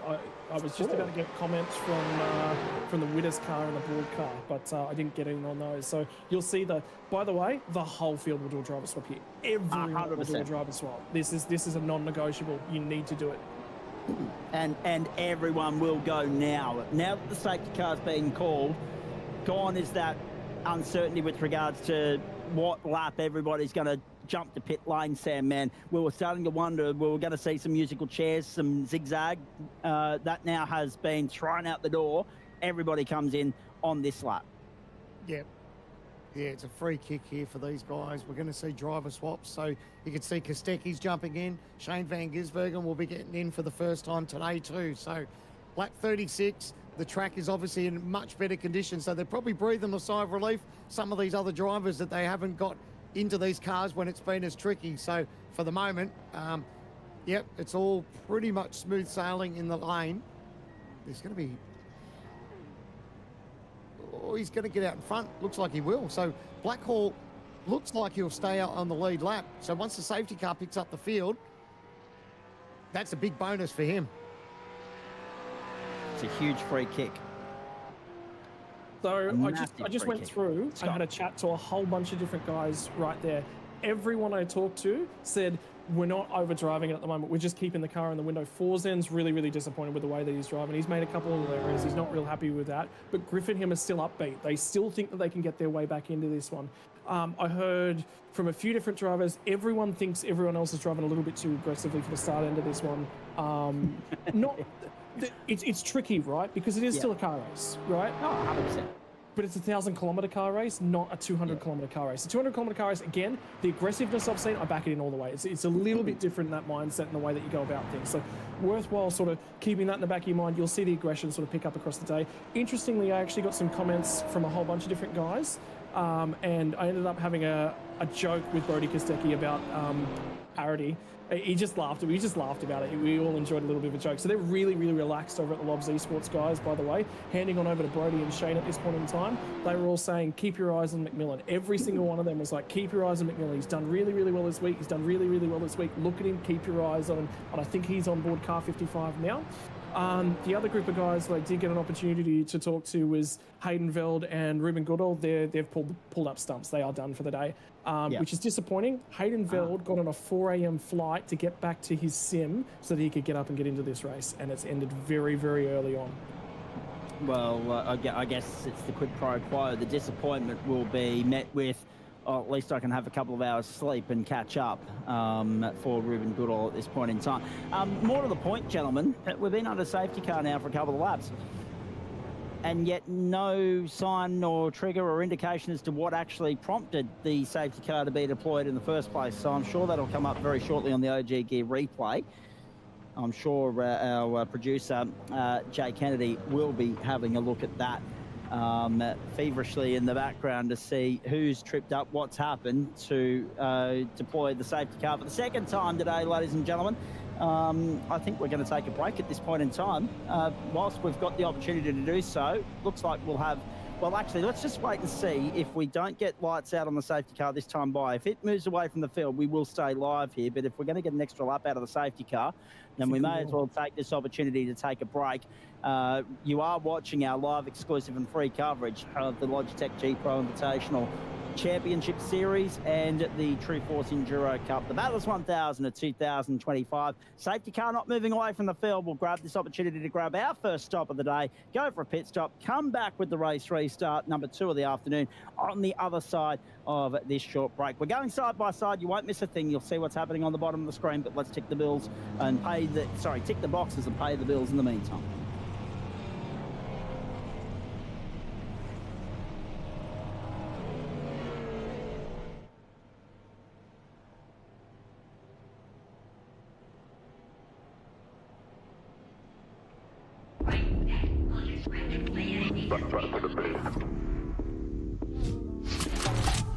Boys in the back wearing all black, staying on track. Black shirt, show your gun plan, that's on me. Out here getting this pay, if you work for the devil, better retreat. Coming too icy, come too clean, could never move shady, ain't no fiend. Shotgun, London, what's the outcome? Hop on the front door, it's like midnight. Don't need to grip, cause you might fall out again. Off white whip, need for speed, I'm not switching the lane. Pick up the pace, go like that, more back to the base. Back to the base.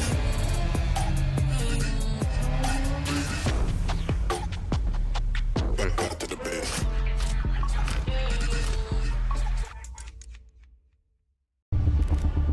You've always felt it, that spark, that pull.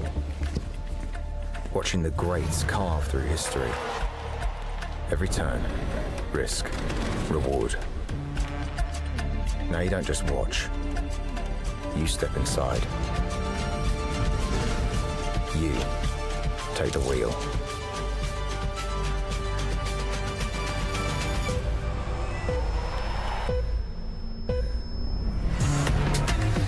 Together, we're breaking barriers between sim and sport.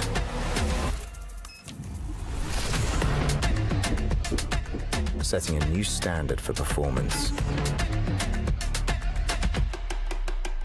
So with the power in your palms, the roar in your ears, and the position of a pro, let's turn dream to drive and play to podium.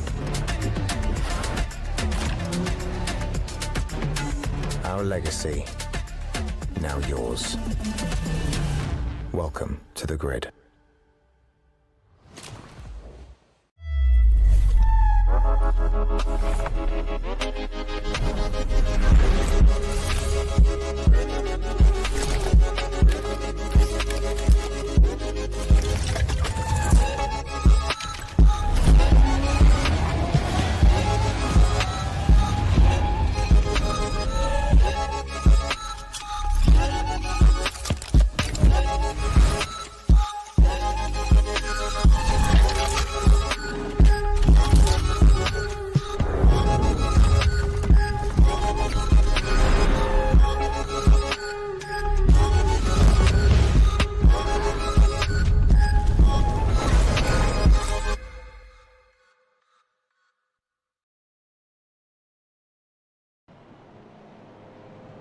Righto, back with live pictures, ladies and gentlemen. I'm just taking a quick look across for the first half of this race. We haven't seen any of the drivers. They're up on our driver Zoom wall. Guarantee you they are all in the cars right now. I can see Warboys, Mulqueen, Hobson and Stenberg all on board their cars. Safety car will be coming in at the back end of this lap and we will be going back to green flag racing. First driver swaps of the day have been completed.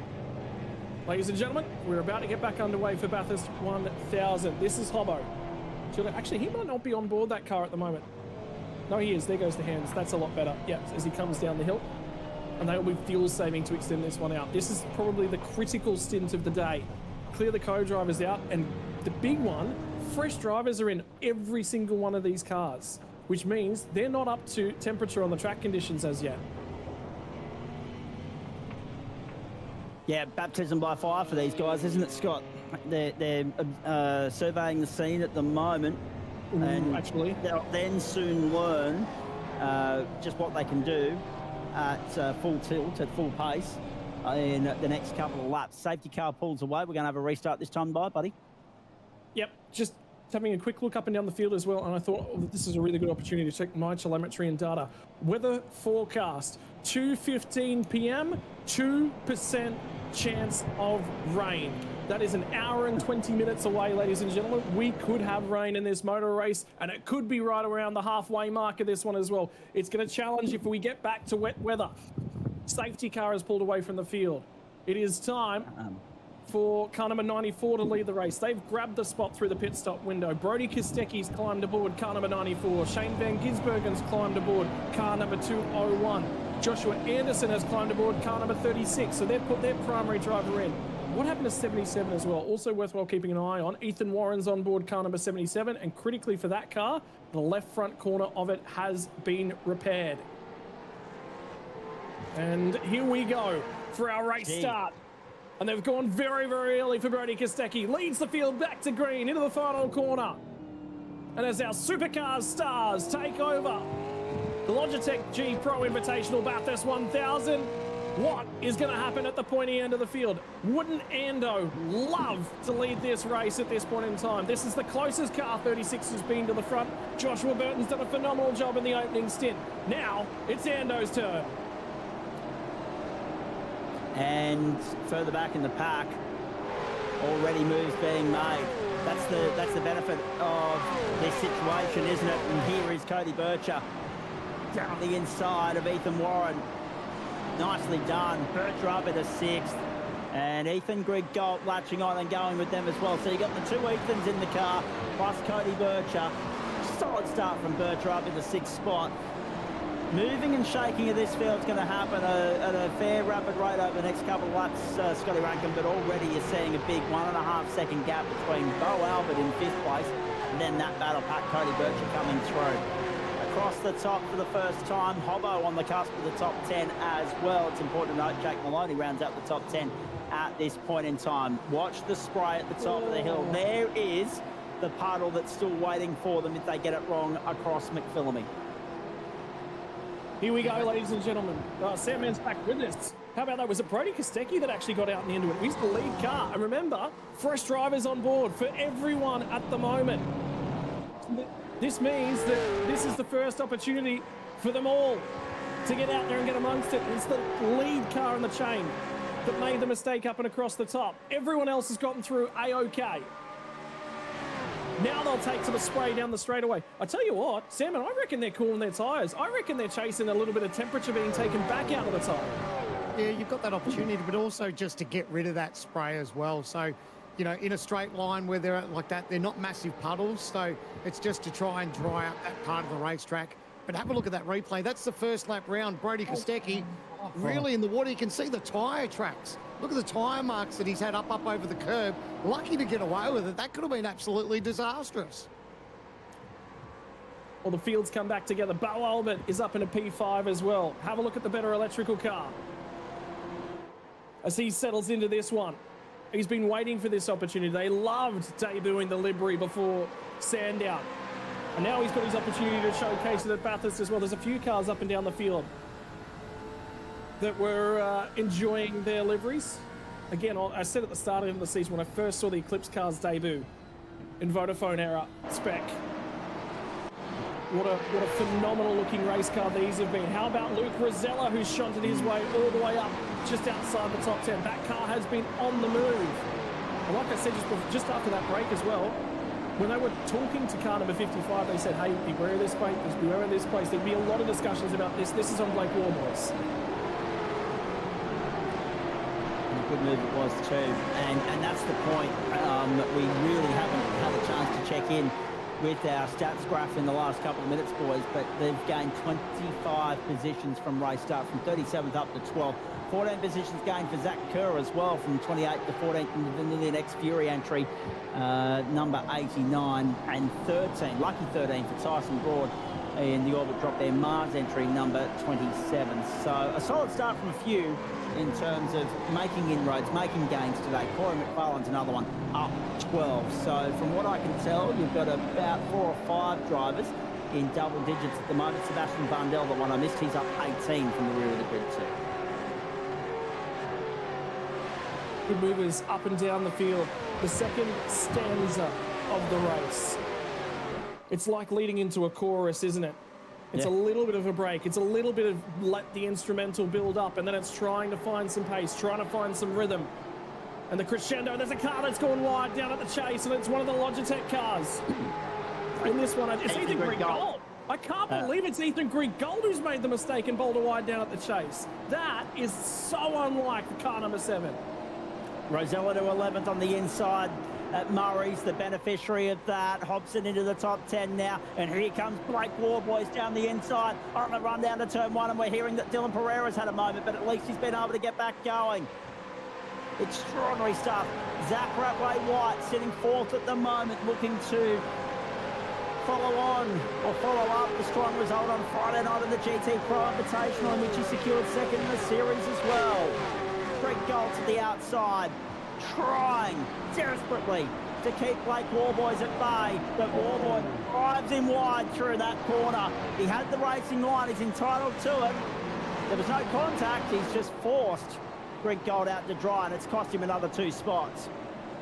Warboys getting the better of Greg Gold, and then Kerr and Briggs capitalising on that overtake at Griffin's Bend as well. This is the moment he was trying to get down on the inside of the Trans-Tasman Racing entry of Ethan Warren. That's how he's tripped up. Dylan Pereira's moment as well here, Scott. I just can't believe, does he touch the puddles or does it just get away from him on the exit? He's just about on the gearbox. Oh. Is there a puddle in that curb? The curb might still be wet. So if he's up on that painted part of the ripple strip, the curb, that might have been where it got away from him. Oh, it's just time for a little bit of a breath and a reset. I think that's what you're going to see over the next 25 or so laps as everyone continues to build the weight. Again, chasing water. They are using it. I guarantee you, I'll have to go and ask Andor about that in the near future. I guarantee you they're chasing the water to cool the tyres. I guarantee you that's what it's about. Down the inside of the chase. Solid move, Dylan Rudd to the inside. Solid second stint from Dylan Rudd, the Chiefs ESC #1 up in a 7th spot at the expense of Ethan Warren. So there are always winners and losers in this situation, boys, from a safety car intervention like that. So far, the winners have been Bo Albert, Cody Bircher and Dylan Rudd, and also Josh Anderson, as we highlighted at the start of the segment. the other thing, actually, I went in through the synergy. I basically went and had a chat to just about every team prior to the race, as much people as I could get in with. Blake Warboys and car 143, they had a standby driver ready for this weekend. The reason for it, Warboys is unwell. He's just been trying to press on with this thing. He wasn't happy with the way he drove in the co-driver clash, wasn't happy with qualifying. They were just pressing on and just going, how is he going to feel on Sunday morning? If they had to do a driver swap, they had to do a driver swap. There's nothing they could have done. He's actually pulled up not too bad. They will be managing him throughout the day.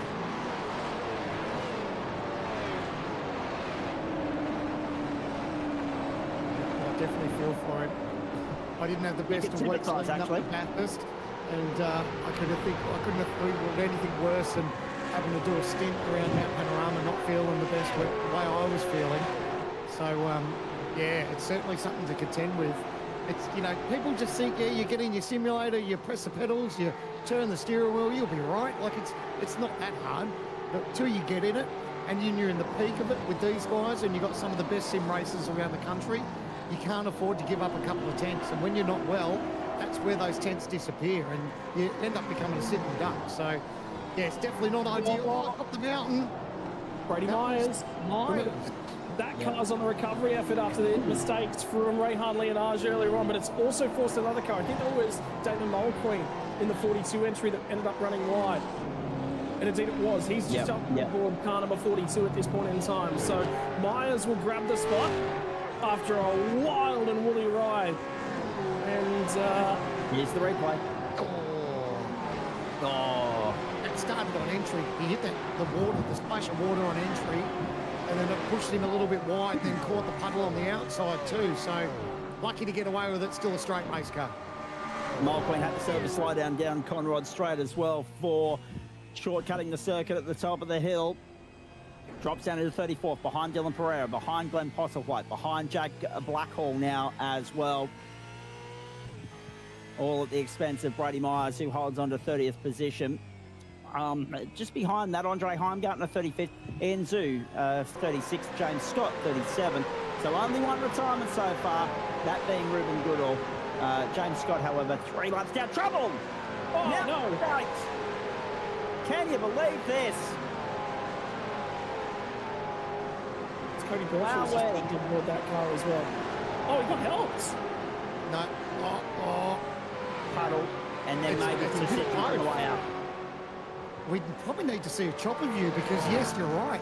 He was getting a little bit of a touch there, but whether the puddle just finished him off or whether it was contact that sent him round, there was definitely a little bit of nose to tail, I think. Let's have a look. Here we go. Don't you get replay, Sam Mansell was through it. So I'm just trying to see. So you see, doesn't get the exit that he likes. So a little bit of a contact there. And again, then he's hit the puddle. He's probably checked up a tiny bit from the puddle. And that's where the contact's been come. So, oh man, the stewards are going to look at it. I think it's a matter of... obviously, when he hit that puddle, he would have lost probably just that little bit of speed and momentum. And that's when he's got the touch from behind. So, I don't know. I'll leave that one up to the stewards. Nothing the TTR car could have done in that instance to get off, well, aside from get out of the throttle, but how vulnerable do you want to make yourself to the car behind? And split-second decisions, Scott Rankin. It's going to be interesting because there are 2 or 3 different contributing factors to what has ended up resulting in car-to-car contact.